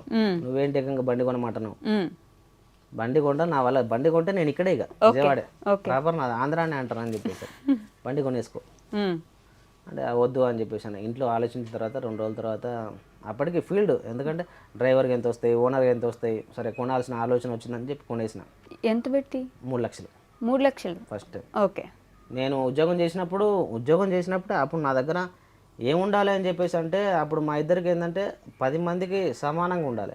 ఇంతమంది ఇన్ని ప్రాబ్లమ్స్ ఇంత వచ్చినాయి కదా, అప్పటికి కలుపుకుంటారా లేదని ఒక ఆలోచన ఉండాలి. ఆలోచన వచ్చింది, కలుపుకోరు అని చెప్పి విషయం తెలిసింది. సరే వెళ్తే వెళ్ళని, వాళ్ళకి సమానంగా ఉందాం మనం, మన దగ్గర ఏదైతే లేదనుకుంటున్నారో అది మనం సంపాదించి కూడబెట్టుకొని చూపిద్దాం. ఇంట్లో వస్తువులు, బట్టలు, ఇది కాస్ట్లీ బట్టలు, బంగారం, ఇది అది అని చెప్పేసి పిల్లలకి ఏదంటే అది ఒక ఇప్పుడు ఆ 1500 అద్దె రెంట్లో దిగిన మేము 5000 అద్దె, 5000 6000 అద్దె, ఆ రేంజ్కి మేము డబుల్ బెడ్రూమ్ ఇల్లు ఆ రేంజ్కి మెయింటైన్ అయిపోయినాం. ఓకే, ఇప్పుడు సొంత బండి ఆప్షన్ వచ్చింది, తీసుకుందామని చెప్పేసి బండి, సొంత బండి మెయింటైన్ చేసిన. సొంత బండి తీసుకొని 1 సంవత్సరం మెయింటైన్ చేసిన. ఆ బండి ఫైనాన్స్ సంవత్సరం 3 లక్షల బండి, 3 లక్షల బండి, 1 సంవత్సరం 20,000 పెట్టి బండి తీసుకున్నా. ఓకే, 20,000 ఆయనకి ఇచ్చేసి 2,80,000 ఆయనే దగ్గర నుండి ఫైనాన్స్ చేపించేసి ఈ 2,80,000 1 సంవత్సరంలో కంప్లీట్ చేయాలి. ఓకే, 1 సంవత్సరంలో కంప్లీట్ చేసి అదే బండి మళ్ళీ ఆయనకి ఇచ్చేసిన. మళ్ళీ వెంటనే అమ్మేసినారు ఆయనకి. అంటే ఆ బండి వెళ్ళిన తర్వాత నాకు మంచి జరగలేదు, ఇలాంటి సెంటిమెంట్లు ఉంటాయి కదా, నాది నాకు ఇచ్చేయి కదా, కొద్దిగా రిక్వెస్ట్ అడుగుతున్నా అని చెప్పేసి సార్ తీసుకోండి. ఓకే, మళ్ళీ అదే 3 లక్షలకు ఆయనకి ఇచ్చేసి నేను 10 టైర్ బండి తీసుకున్నాను. ఓకే, దాన్ని ఒక 2 సంవత్సరాలు మెయింటైన్ చేసిన. దాని తర్వాత చిన్న బండి ఇక ఓటెన్ కూడా వస్తూనే ఉంది ఇట్లా. ఒక్కొక్కటి మీరే అమ్ముతున్నారు బాగానే అమ్మేస్తున్నారు కానీ వెంటనే ఫీల్డ్కి అనుగుణంగా ఏదైతే ఆలోచన రోజు ఒకలా ఉండదు కదా, ఎప్పుడో ఒకటి మారుతూ ఉంటుంది. అది కూడా అంతే ఓకే. సేమ్. ఇది ఈ బండి కొద్ది రోజులు, ఈ బండి సీజన్ ఒకలాగా లేదు. ముందు చిన్న బళ్ళతో మొదలైన వ్యాపారం, దాని తర్వాత చిన్న బళ్ళు మానేసి టెంటర్ బళ్ళకి అలవాటు పడ్డారు. నేను కూడా వాళ్ళు ఎలా వ్యాపారస్తులు ఎలా అయితే మెయింటైన్ అవుతూ ఉన్నారో నేను కూడా అలా అప్డేట్ అవ్వాల్సి వచ్చింది. ఓకే. అసలు ఆ తర్వాత మంచి పెద్ద బండి కొన్నారు. తర్వాత ఒక వీడియో నేను అందరితో పాటు అందరం చూసిన ఒక వీడియో, డైరెక్ట్గా ఏడుస్తున్నారు మీరు వీడియోలో. అది యాక్సిడెంట్ అయింది, ఇంకా నాకేం అర్థం అవ్వట్లేదు, మొన్ననే డబ్బులు పెట్టి బాగు చేయించిన, యాక్సిడెంట్ అయిపోయింది అని ఫుల్ ఏడుస్తున్నారు. మీరు వీడియో స్టార్టింగ్లోనే ఏడుస్తున్నారు. ఇది ఇక్కడ గుద్దేశాము, అక్కడున్న బోర్ పోయింది, లేకపోతే అక్కడున్న అది పోయింది, మొత్తం పోయింది, ఇప్పుడు ఏం అర్థం అవ్వట్లేదని ఏడ్చారు.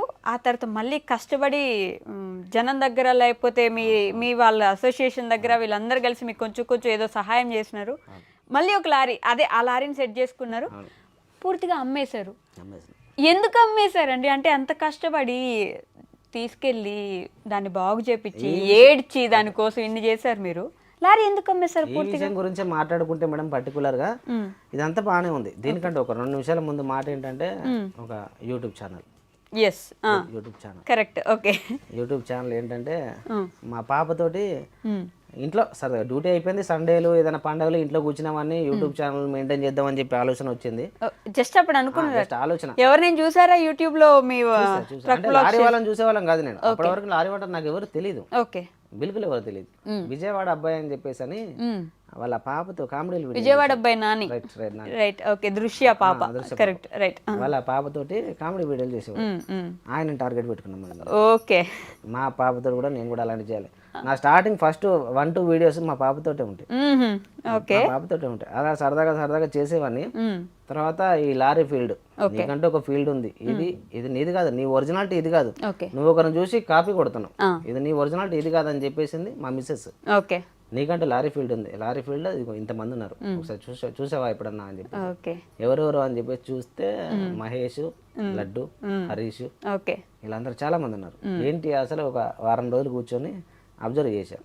వాళ్ళకి సొంత లారీలు ఉన్నాయి, వాళ్ళు ఏదైతే చేస్తున్నారో అది నా ఫీల్డే మొత్తం. వంట చేయడం, లోడింగ్ అన్లోడింగ్ చూసుకోవడం, దారిలో ఇబ్బందులు చెప్పడం, ఆర్టీఓ ఖర్చులు, ఇది సేమ్ నేను కూడా చేయగలుగుతా ఇలాంటి అని చెప్పేసి యూట్యూబ్లోకి అడుగుపెట్టిన. ఈ యూట్యూబ్లోకి అడుగుపెట్టిన తర్వాత ఈ బండి యాక్సిడెంట్ విషయం వచ్చి అప్పటికి చాలా చిల్లపిల్ల అయిపోయింది. ఒకసారి పత్రికలు పంచడానికి వెళ్ళి కాలు ఎరగొట్టుకోవడం అయిపోయింది. అదేంటి? కాలు ఫ్రాక్చర్ అయిపోయింది ఒకసారి. అయ్యో, మళ్ళీ ఎందుకండి? ఎప్పుడు ఏదో ఒకటి జరుగుతూ ఉండాలి. ఏదో ఒకటి అని చెప్పేసి నేను ఏంటంటే నమ్మకం, నా మీద నాకున్న నమ్మకం అంత ప్రమాదానికి దారితీసింది. అట్లా నమ్మకం ఎప్పుడు బలంగా ఉంటే ఇలాంటి ప్రమాదాలు జరుగుతూ ఉంటాయి. ఏంటి ఆ నమ్మకం? ఏం జరిగింది? నేను ఏదైనా చేయగలుగుతా, ఏదైనా మెయింటైన్ చేయగలుగుతా, ఇది నమ్మకం. లారీలో పోయినారా? లారీలో బైక్ వేసుకుని వెళ్తున్నాను. ఓకే. ఇదంతా అయిపోయింది. దీనికంటే ముందు ఇంకా చాలా స్టోరీ ఉంది. దీనికంటే ముందు ఏంటంటే సరే విజయవాడ వచ్చేసిన ఈ విధంగా సెట్ అయిపోయినాం, చేతిలో లారీ ఉంది. చూస్తే ఒక పాప, ఒక బాబు, సొంత బండి, ఇంకో బండి అమ్మేసాం, ఇంకో బండి పెద్ద బండికి షిఫ్ట్ అయిపోయినాం. ఏముంది ఎటు దగ్గర ఒక బైక్, ఏముంది ఎటు వెళ్ళడానికి లేదు, దుర్గమ్మ గుడికి, ఏదైనా పార్కు, లేదంటే కృష్ణా నది, విజయవాడ అంతవరకే వెళ్ళేవాళ్ళం. మేము ఎవరింటికి వెళ్ళేవాళ్ళం కాదు, మా ఇంటికి ఎవరు వచ్చేవాళ్ళు. మేము పలానా విజయవాడలో ఉన్నట్టు ఎవరికి తెలియదు అసలు. ఎందుకు అని చెప్పేసి అంటే నన్ను జైల్లో వేశారని చెప్పేసి. అవును. జైల్లో వేసిన తర్వాత బయటకు వచ్చేసిన 2 నెలల తర్వాత విజయవాడ వచ్చేసిన. ఓకే. జైల్లో వేస్తే నెలకు వచ్చేసి వాయిదాలకి పేసీలకు అటెండ్ కావాలని చెప్పేసి అంటారు. నెల వెళ్ళాలి, కేసు రన్నింగ్ అవుతూ ఉంటుంది. ఆ కేసు ఎప్పుడైతే కొట్టుడు పోయేదాకా వాయిదాలకు వెళ్తూ ఉండాలి. అవి నేను తప్పించేసిన. దగ్గర 3-4 సంవత్సరాలు 15 నాన్-బెయిల్ వారెంట్లు పడ్డాయి. కోర్టు ధిక్కారణ 15 నాన్-బెయిల్ వారెంట్లు కనబడితే తీసుకెళ్లి జైలు వేస్తారు. బెయిల్ కూడా ఇవ్వద్దు ఈ అబ్బాయికి అని చెప్పి అలా చేస్తారు. తర్వాత ఇల్లు గురించి ఆలోచన పడింది. చెల్లి పెళ్లి చేయాలి, చెల్లి జాబ్ దగ్గరకు వచ్చింది, అమ్మని చూసుకోవాలి, నాన్నమ్మని చూసుకోవాలి, ఇంటికి వెళ్ళాలి అంటే అప్పుడు నన్ను బయటకు తీసుకొచ్చిన లాయర్ గారికి ఫోన్ చేసిన. ఒక అరగంట క్లాస్ వీకెడ్, ఇలా చేస్తావు, నువ్వు ఏమనుకుంటున్నావు, కోర్టు అంటే భయం లేదా నీకు అని చెప్పేసి, నువ్వు ఎవరికి ఇట్లా ఎదురు తిరిగావు తెలుసా, జడ్జి గారికి ఇలా తిరిగావు, కనబడితే నీ పని కథం అన్నాడు. మరి ఏంటి సార్ పొజిషన్, హైకోర్టు నుంచి ఒక పిటిషన్ తీసుకురా అని చెప్పేసి అన్నాడు. తెలియదు, లాయర్ ఎవరు తెలియదు. హైదరాబాద్లో ఇక పలానా లాయర్ తీసుకోండి, కలవండి, ఒక పిటిషన్ తీసుకురండి. ఆ హైకోర్టు నుంచి ఒక పిటిషన్ తీసుకొస్తే క్షమించండి అన్నాడు. ఒక క్షమాభిక్ష 15 నాన్ అవైలబుల్ వారెంట్ పడ్డాయి కదా, నేను ఇలాంటి తప్పులు చేయను, ఇక మీదట దాన్ని ఏదైతే కేసు ఉందో రన్నింగ్ చేసుకుంటా అన్నట్టుగా ఒక సారాంశం పట్టిక తీసుకురండి అన్నారు. దానికి ఒక 2 లక్షలు ఖర్చు. 2 లక్షలు ఖర్చు. ఇదిగో అదిగో అదిగో అంటే సంవత్సరం పట్టింది మనం రావడానికి. అది తీసుకెళ్ళి కరీంనగర్ కోర్టులో ఇచ్చేసిన. కోర్టులో ఇచ్చిన తర్వాత ఇక ఇప్పుడు పోలీసులు ఇబ్బంది పెట్టడం మొదలైపోయింది. అయ్యో, లోకల్ పోలీసులు, మా మండలం పోలీసులు. ఎందుకంటే నా వెనకాల ఇప్పుడు నా మీద ఏమన్నా అంటే వెనకాల ఆ అబ్బాయిని ఎందుకన్నావు అని చెప్పేసి అనేవాళ్ళు ఎవరు లేరు. అలాంటి వాళ్ళ మీదకే చాలా మంది ఎగబడతా ఉంటారు. అలా అయిపోయింది పరిస్థితి. లోకల్ పోలీసులు ఎగబడ్డాం, చాలా ప్రెజర్ పెట్టాం. ఎందుకని నేను ఇప్పుడు అరెస్ట్ అయినామనుకో, నాన్ అవైలబుల్ వారెంట్లు ఉన్నాయి, లోపలికి వెళ్తావు అని చెప్పేసి నాకు సరిగా తెలియడం, సరిగా తెలియకపోవడం. నేను ఆల్రెడీ కోర్టు చుట్టే తిరుగుతున్నా. వీళ్ళు అరెస్ట్ చేసైనా సరే నన్ను కోర్టులో ప్రజెంట్ చేయాల్సిందే. సరే, అది కోర్టులో సబ్మిట్ చేసినాం. అది అయిపోయే మూమెంట్లో ఉండగా జిల్లాలు వేరైపోయినాయి. కరీంనగర్ జిల్లా మాదప్పుడు. జిల్లాలు వేరైపోయి నా కేసు సిద్దిపేటకు వచ్చేసింది. కరీంనగర్లో ఒక లాయరు, ఆయన కొంత ఫీజు, సిద్దిపేటలో మళ్ళీ ఒక లాయరు. ఈ విధంగా సిద్దిపేటలో కోర్టులు, కేసులు, ఇది అని మొత్తం అయిపోయింది. అయిపోయిన తర్వాత ఫస్ట్ అప్పుడు ఊళ్ళో మొదటిసారిగా అడుగుపడింది. ఆమె, మా మిసెస్, నేను, 2 పిల్లలు మొదటిసారి ఊళ్ళోకి వెళ్తాం, ఇంటికి వెళ్తాం.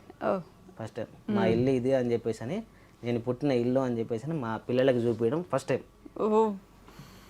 మీది ఇల్లా, మీది ఏ ఊరా? వాళ్ళు ఆశ్చర్యం బాగా, ఏంటి ఈ ఊరా, ఇది మీ ఇల్లా, ఇక్కడ నువ్వు పుట్టావా, ఏం మీ అమ్మ, ఏం మీ నాన్నమ్మ? అంతవరకు ఎవరు, మా అమ్మని కూడా చూడలేదు వాళ్ళు.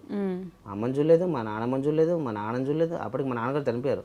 ఇక అయితే ఫోటో మా నాన్నగారిది అని చెప్పేసి అని పిల్లలకి చూపించడం ఫస్ట్ టైం. అప్పటికి మీ చెల్లి పెళ్ళికి వచ్చినారు, పెళ్ళికి రెడీగా ఉన్నారు. ఇక సంబంధం మాట్లాడడానికి ఊళ్ళో అయిపోయిన తర్వాత ఇక ఈమె నేను సంబంధం మాట్లాడి సిద్దిపేట అబ్బాయికి ఇచ్చేసినాం. అబ్బాయి గవర్నమెంట్ జాబ్, ఆయనకు పెళ్లి చేసినాం. బాగుంది, చెల్లి సెటిల్డ్. పెళ్లి ముందుకు ఏంటంటే సంబంధం మాట్లాడినాం. ఊళ్ళో పత్రికలు పంచడానికి బైక్ కావాలి. బైక్ కావాలంటే వాళ్ళని వీళ్ళని అందరికి వ్యవసాయాలే, ప్రతి ఒక్క బండి ఇంపార్టెంట్ వాళ్ళకి. దొరకదు అని చెప్పేసి విజయవాడలో మనకు బైక్ ఉంది కదా, అది తీసుకొని వద్దామని చెప్పేసి ఫ్యామిలీని ట్రైన్ ఎక్కి ఇచ్చేసిన. నేను విజయవాడ నుంచి బైక్ వేసుకొని వస్తున్నా. నర్మేట దగ్గరలోకి వచ్చేసిన. సూర్యాపేట, జనగాం, నర్మేట మా ఊరు ఉస్నాబాద్. ఇలా వెళ్తున్నా, రోడ్డు బాగాలేక పడిపోయి కాలు ఫ్రాక్చర్ అయిపోయింది. ఇదే ఎడంకాలి ఇక్కడికి కట్ అయిపోయింది. అంటే లోపల బోన్ కట్ అయిపోయింది. లోపల బోన్ కట్ అయిపోయింది. అప్పుడు మళ్ళీ హాస్పిటల్ ఎవరు జాయిన్ చేశారు ఆ టైంకి? అక్కడ నర్మేటకి ఒక 1/2 కిలోమీటర్ దూరంలో ఊళ్ళో ఆర్ఎంపీ డాక్టర్ ఉన్నాడు. ఆయన దగ్గరికి మళ్ళీ నేనే బైక్ నడుపుకుంటూ వెళ్ళిపోయా. ఈ కాలు ఇరిగింది. ఈ కాలు ఇలా గాల్లో పెట్టేసి ఈ కాలు లేపి బైక్ మీద కూర్చొని ఆ డాక్టర్ దగ్గరికి వెళ్ళి, ఒక నర్సు ఉంటే ఆమెను పట్టుకొని బెడ్ పైన కూర్చొని 1 గంట రెస్ట్ తీసుకోండి అని, ఇదే పెయిన్ కిల్లర్, నొప్పి రాకుండా ఇంజక్షన్ ఇస్తానని ఒక ఇంజక్షన్ చేసి, ఏంటి అంటే హన్మకొండలో మా ఫ్రెండ్ ఒక ఆయన క్లాస్మేట్, ఏ హాస్పిటల్ బాగుంటుంది అంటే పలానా హాస్పిటల్ అని ఆయన సజెషన్ చేస్తే అక్కడికి రారా బాగుంటుంది అని చెప్పేసి అంటే, ఆ డాక్టర్ కారే తీసుకొని ఆయన కారు ఎంగేజ్కి మాట్లాడుకొని ఆ కార్లో హన్మకొండ రావడం జరిగింది. అప్పుడు మెయిన్ ఏంటంటే ఫ్యామిలీకి చెప్పొద్దు. ఆల్రెడీ వీళ్ళు వచ్చేపాటికి నేను హాస్పిటల్కి వచ్చే ముందే, నువ్వు స్టేషన్లో వాళ్ళు దిగుతున్నారు, మంగ వాళ్ళ పిల్లలు వాళ్ళు దిగుతున్నారు, వాళ్ళని తీసుకుని హాస్పిటల్కి రా, వాళ్ళకి చెప్పు. ఏమని చెప్తావంటే బస్సు లేదు ఇప్పుడు, ఇంటికి వెళ్ళాలంటే కార్లోనే వెళ్ళాలి, ఈ విషయం చెప్పు వాళ్ళకి. హాస్పిటల్ కాడ చిన్న పని ఉందని చెప్పేసి నా హాస్పిటల్ దగ్గర ఆపు, నేను వచ్చే విషయం చెప్పు. నేను స్ట్రెచ్చర్లో దిగుతున్నాను. ఇక నన్ను దానిలో కార్లో దిగుతున్నట్టు ఆమె ఒక్కటే ఏడుపుగా మరి ఎప్పుడు చూడలేదు. ఇంకా దెబ్బ మీద దెబ్బ ఎప్పుడు ఏదో ఒక స్టేజ్ ఎదుగుతున్నాం, ముందుకు వస్తున్నాం అని చెప్పేసి అనే దానికి ఎప్పుడు ఏదో ఒకటి కిందికి లాగుతూనే ఉంది. మీరు కూడా ట్రైన్లో వచ్చేసి ఆ రోజు కార్ యాక్సిడెంట్ జరిగి ఉండేది కాదు. ఆమె కూడా చాలా చెప్పింది. నేను ప్రతి ఒక్క ముందడుగు, ఎందుకంటే మా ఫ్యామిలీ ప్రతి ఒక్క కిందికి వెళ్ళిపోవడం కారణం అంటే నేనే. ఇద్దరం బాగానే ప్లాన్ చేసుకుంటాం, ఈ పని చేసుకోవాలి, నలుగురిలో ఇలా ఉండాలి, 10 మందిలో ఇలా ఉండాలి. ఎవరైతే మమ్మల్ని కాదన్నారో, మమ్మల్ని వద్దనుకున్నారో వాళ్ళు ఇప్పుడు సూపర్ బాగున్నారు. ఊళ్ళో ప్రతి ఒక్కడికి ఏంటంటే ఇప్పుడు ప్రజెంట్ సిచ్యువేషన్, ఒక ఇంట్లో ఒక అబ్బాయికి వాళ్ళ నాన్న సంపాదించిన 5 ఎకరాల పొలం ఉంటుంది, వాళ్ళ తాతలు సంపాదించిన 5 ఎకరాలు, ఏదో సంథింగ్ 5 ఎకరాలు, 3 ఎకరాలు, 10 ఎకరాలు ఎంతో కొంత ఉంటుంది. నాకు మాత్రం ఏం లేదు. నాలాంటి వాడికి తల్లిదండ్రులు ఇచ్చే ఏంటంటే ఒక చదువుకోవడం ఆస్తులు అంతస్తులు కాకుండా కానీ నీ వరకు నువ్వు చదువుకో చాలు బస్ అంతే. చదువుకొని నీ లైఫ్ నువ్వు నిలబెట్టుకో. ఇలాంటిదే గొప్ప ఇప్పుడు ప్రజెంట్ ఇది నడిచేది ఇదే. అలాంటిది నాకు లేకపోయింది. ఇప్పుడు అలాంటి వాళ్ళు వాళ్ళతో పోటీ పెట్టుకోకూడదు మనం. ఎందుకంటే వాళ్ళ టార్గెట్ ఏంటంటే చదువుకోవడం. వాళ్ళకి కష్టం తెలియదు. ఆడపిల్ల పెళ్లి చేసిన వాళ్ళు కాదు, ఇంటికాడ అమ్మ నాన్నని చూసుకునే వాళ్ళు కాదు, లేదంటే పిల్లల బాధ్యత భార్య బాధ్యత తీసుకునే వాళ్ళు కాదు. వాళ్ళు ఏంటంటే ఆల్రెడీ అమ్మ నాన్న ఇచ్చిన చదువుతో చదువుకొని మంచి ఉద్యోగం సెటిల్ అయ్యి ఇప్పుడు కొద్దిగా అయ్యా ఆస్తులు వెనకాల పెట్టుకొని అయ్యా రిటైర్డ్. ఇప్పుడు ఆస్తులు నేనకే, వాళ్ళతో కంపేర్ చేసుకోకూడదు. మనదంటూ మనదే. మనకేందో విజయవాడలో సొంతంగా ఇల్లు ఉంది, వాళ్ళ సొంత బండి ఉంది, చిన్న ఏదో కొద్దిగా ఇవన్నీ ఉన్నాయని చెప్పేసి అని ఇది చాలు మనకి. మనకన్నా లేని వాళ్ళతో చూసుకోవాలి మనం. ఇప్పుడు తెచ్చుకున్నారు అవన్నీ. మరి చెల్లి పెళ్ళప్పుడు కాలు అట్లా వేసుకుని పెళ్లి పత్రికలు పంచారా తర్వాత వెళ్ళి? మరి నేను మంచలేదు. మా బుడ్డోడి మా ఆరుష్ గాడి చంకలో వేసుకొని అమ్మాయి పెళ్లి చేసింది మా అమ్మాయిడ. ఆవిడొక్కడే. ఓకే, మీరు ఇంకా బెడ్ రీడెన్, కాలు మొత్తం కూర్చోవడం అంతే. కూర్చోవడం లేదు అసలు, పడుకోవడం నేను ఇక. బాబా ఏమనుకున్నారో దానికి ఇట్లా మొత్తం రివర్స్ జరుగుతూ ఉన్నాయి. ఇప్పుడు ఆవిడ ఉన్నది పాపం, ఆవిడే మీకు తోడు ఉన్నది, ఆవిడే చూసుకుంది, పెళ్లి చేసినారు. మళ్ళీ విజయవాడ. అప్పటికి ఆమె వాళ్ళ అమ్మ నాన్న అదే ఊరు, సిద్దిపేట. కళ్ళ ముందు తిరుగుతున్నారు. అప్పటికి వాళ్ళ అబ్బాయికి మా ఆయనకి ఇలా అయింది, ఇప్పుడైనా వస్తారేమో అని చెప్పేసి ఒక ఆశ అప్పటికి ఆమెకి.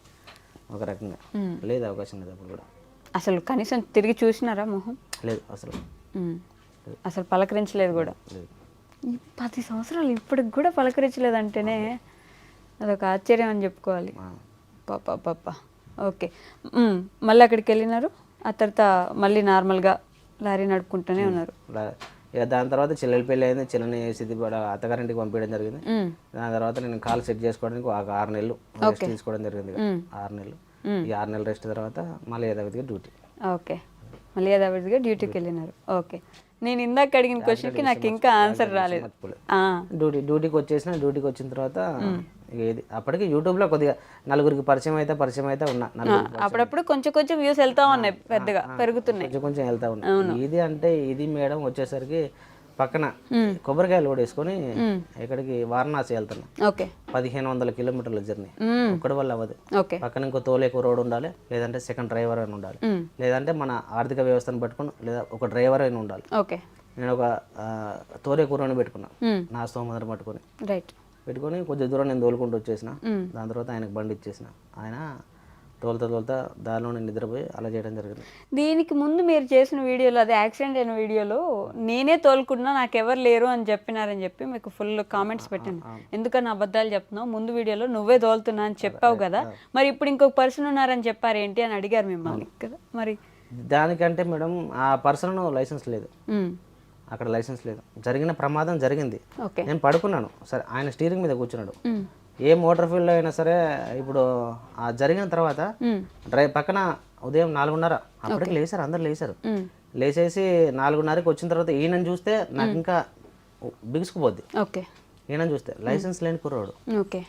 ముందు చెప్పి నా స్తోమతను పట్టుకొని ఆ కుర్రోని పెట్టుకున్నాను. లైసెన్స్ లేదు.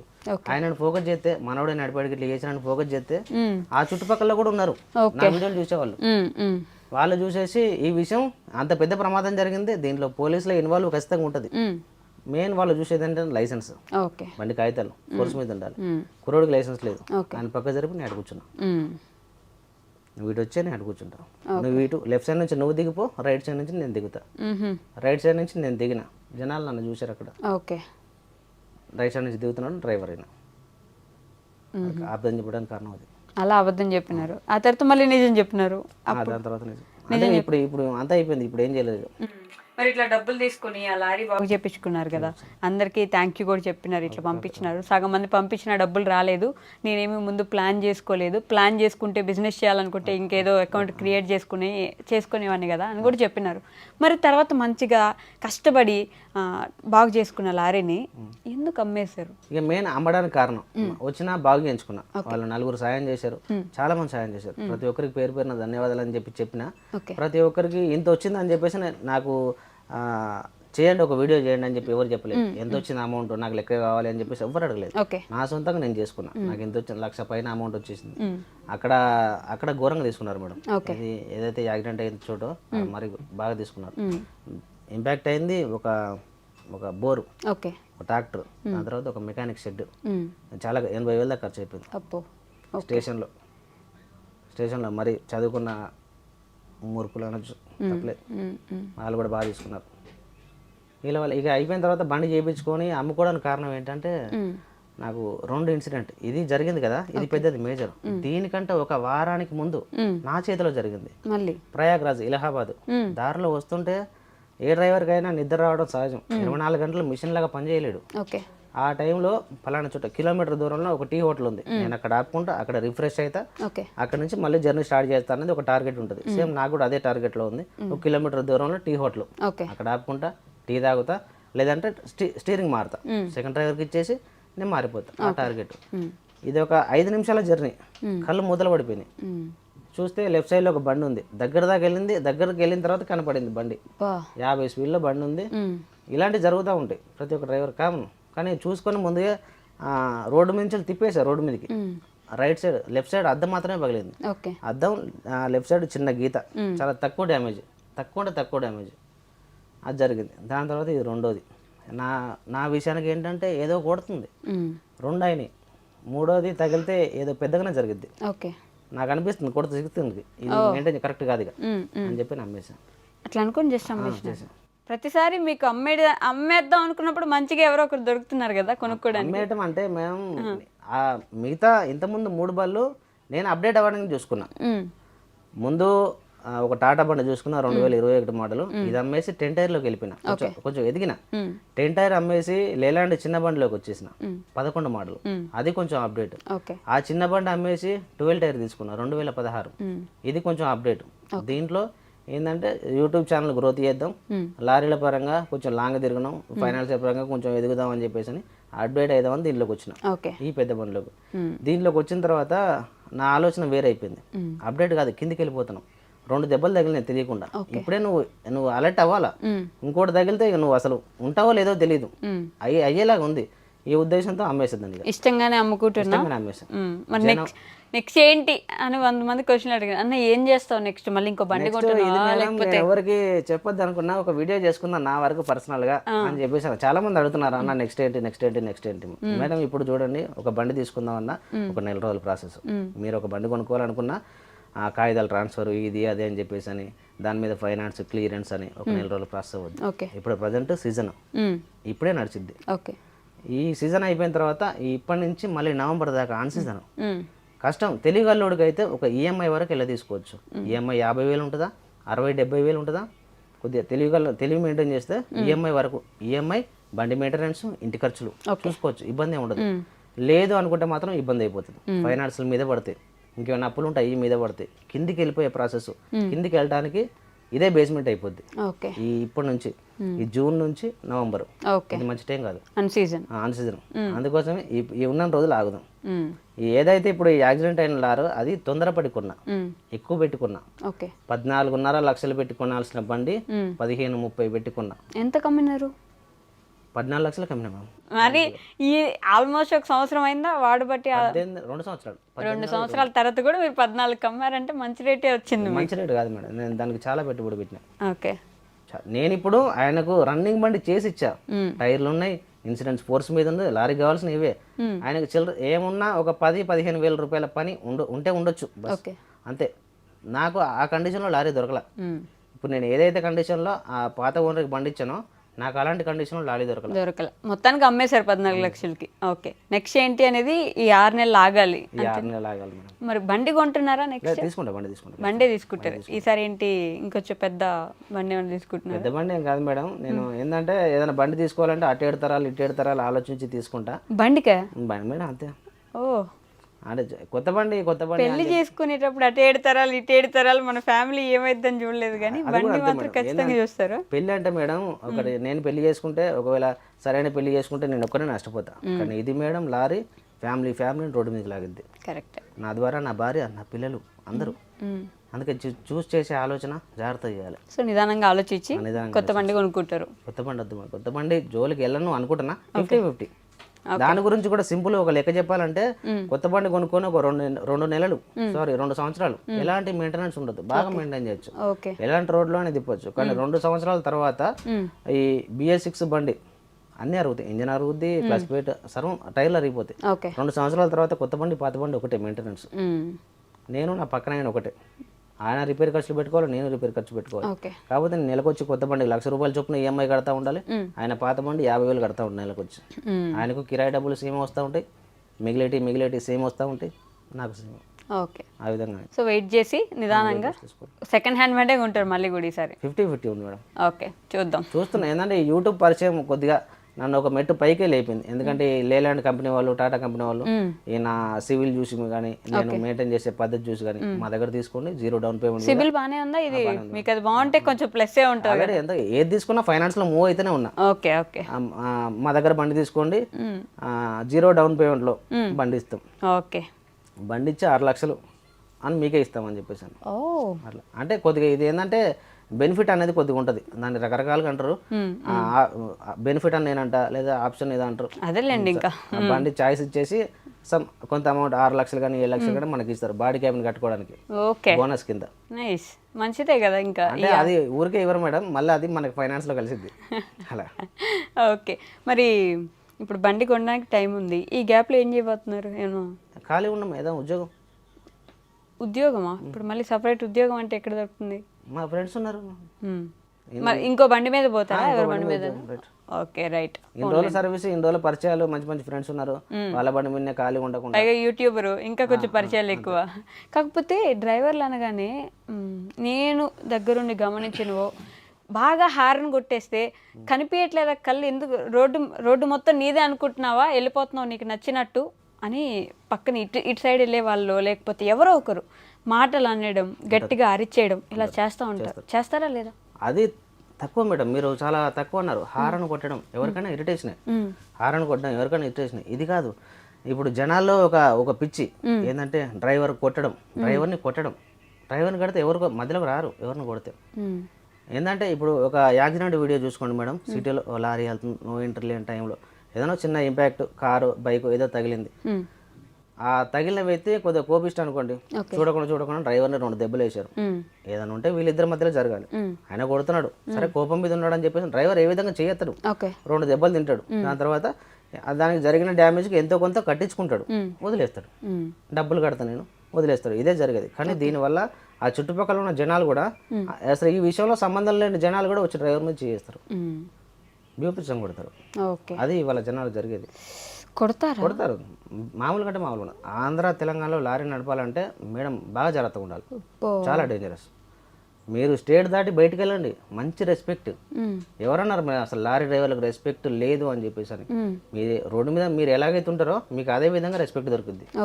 మీరు సరైన డ్రైవరా, ముందు వెళ్ళే వాళ్ళకి వెనక వెళ్ళే వాళ్ళకి మీరు కరెక్ట్గా రెస్పెక్ట్ ఇవ్వండి. హార్న్ కొట్టకుండా 2 హార్న్లు మెయింటైన్ చేస్తాం మేము మేడం, సిటీ హార్న్, ఐర్ హార్న్, ఈ 2 మెయింటైన్ చేస్తాం. నాకు దక్కాల్సిన రెస్పెక్ట్ మాకు ఉంటుంది. బయటకు వెళ్తే మంచిగా పిలుస్తారు మేడం, ఇక్కడ రెస్పెక్ట్ లేదు, ఇక్కడ లేదు. ఆంధ్ర తెలంగాణలో రెస్పెక్ట్ లేదు, లారీ డ్రైవర్కి అసలే లేదు, అసలు లేదు. బయటకు వెళ్తే అన్న అంటారు, ఏ గురువు అంటారు. ఇక్కడ మాత్రం తెలంగాణ నుంచి వచ్చావా నువ్వు, ఆంధ్ర నుంచి వచ్చావా, అంత దూరం నుంచి వచ్చావా. ఏదన్నా చదువుకున్న వాళ్ళు కూడా అరే వీళ్ళకి తెలియదు, డ్రైవర్లు చాలా దూరం నుంచి వచ్చారు, ఆంధ్ర వాళ్ళు, తెలంగాణ వాళ్ళు, దగ్గర నుంచి చెప్పాలి మనమే. ఇలా ఈ విధంగా రెస్పెక్ట్. ఆల్ ఓవర్ ఇండియా మ్యాప్లో మీకు ఒక ఇంత రాష్ట్రంలో ఒక దొంగ రాష్ట్రం అని చెప్పేసి అని పేరు ఎక్కడన్నా విన్నారా మేడం? మొత్తం ఇండియా మ్యాప్లో ఈ రాష్ట్రం డేంజర్ అని చెప్పేసి ఎప్పుడన్నా? మేబీ మహారాష్ట్ర, బీహార్ అంటారు. బీహార్, ఉత్తరప్రదేశ్, అవి మన ఆంధ్ర తెలంగాణ మీద చాలా బెటర్. ఒక డ్రైవర్కి రెస్పెక్ట్ ఇవ్వాలంటే. ఇంతకుముందు అనేవాళ్ళు నేను పనిచేసినప్పుడు, బీహార్ దొంగల రాజ్యం అని. అదే కదా. ఉత్తరప్రదేశ్ అసలు డ్రైవర్ని వెళ్తే కొడతారు, చంపేస్తారు, పొడతారు, ఇలాంటి అసలు లేవు. ఇప్పుడు బాగా చూసుకుంటున్నారు. లారీ డ్రైవర్లు అనగానే ఇది ఒక అపోహ, లేకపోతే నిజమో మీరే చెప్పాలి నాకు. రోడ్డు మీద నైట్ టైము వీళ్ళు ఉంటారు కదా, ఎవరు ట్రాన్స్జెండర్స్ నిలబడి ఉంటారు, వీళ్ళే తీసుకెళ్ళిపోతూ ఉంటారు ఎక్కువ మందిని అని బుక్ చేసుకుంటారు. ఇట్లా అంటే వాళ్ళ వృత్తి వాళ్ళది మేడం. ట్రాన్స్జెండర్స్ ఉంటారు, మామూలుగా ఇలాంటి వృత్తి చేసే వాళ్ళు వీళ్ళు ఉంటారు, అది వాళ్ళ వృత్తి. వాళ్ళ వృత్తి ఏంటంటే రోడ్డు మీద ఇలాంటి పనులు చేయడం. అంటే వాళ్ళకు రోజువారీ చెప్పాలనో లేదో తెలియదు కదా అని చెప్పేసి వాళ్ళ టార్గెట్ ఏంటంటే లారీ డ్రైవర్లే కాదు అన్ని రకాల జనాలు ఉంటారు రోడ్డు మీద వెళ్ళేవాళ్ళు. ఓకే. ఇప్పటికీ తగ్గిపోయి ఇంత ముందున్నట్టుగా లేరు వాళ్ళు. అట్లా. ఓకే, సర్లేండి. ఇందాక నుంచి మీరు మీ సతీమణి గురించి చెప్తా ఉన్నారు కదా, ఒకసారి పిలుద్దామా, జనాలందరికి చూపిద్దాం. సో ఇంతసేపు మీరు పక్క నుండి ఇంటర్వ్యూ చేశారు, ఆయన మీ గురించి తెగ పొగిడేశారు కదా, ఏమనుకుంటున్నారు మీ ఆయన గురించి? అంటే ఇంత కష్టపడి ఉంటారు, ఒక మాటలో ఏం చెప్పగలరు? ఆయన బెటరే, చాలా బెటర్. చాలా మంది లవ్ మ్యారేజ్ చేసుకొని కొట్టి తిట్టి వదిలేసి వెళ్ళిపోయిన వాళ్ళు కూడా ఉన్నారు. నాకైతే బెస్ట్ ఆప్షనే అనుకుంటున్నాను నేను. అయ్యోయ్యో, చేశాను చిన్న ఏజ్లో తెలియక తప్పులు చేశాను, కానీ రైట్ పర్సన్ని ఎంచుకున్నాను అని అనుకుంటున్నాను. లేదంటే ఆయనంతటా ఆయన కష్టపడి ఇంతవరకు తీసుకురావడం అంటే చిన్న విషయం కాదు. ఇవాళ పేరెంట్స్ సపోర్ట్ లేనిది ఏది లేనిది ఎవరు బతుకుతలేరు. అసలుకి మేము బతుకుతున్నాం. 10 years నుంచి మాకు 1 రూపీ కూడా ఎవరి దగ్గర నుంచి వచ్చింది లేదు. ఈ యాక్సిడెంట్ అయినాక మాకు హెల్ప్ చేసిన వాళ్ళు ఉన్నారు, వాళ్ళందరికీ మేము కృతజ్ఞతగా ఉంటాము. కానీ మాకు బయట నుంచి మా పేరెంట్స్ తరఫున, వాళ్ళ పేరెంట్స్ తరఫున ఎవరి దగ్గర నుంచి ఏం రాలేదు. ఇన్ని సంవత్సరాల నుంచి నన్ను పిల్లల్ని ఏం ఇబ్బంది లేకుండా చూసుకున్నాడంటే ఆయన నేను రైట్ పర్సన్ అనుకుంటున్నా.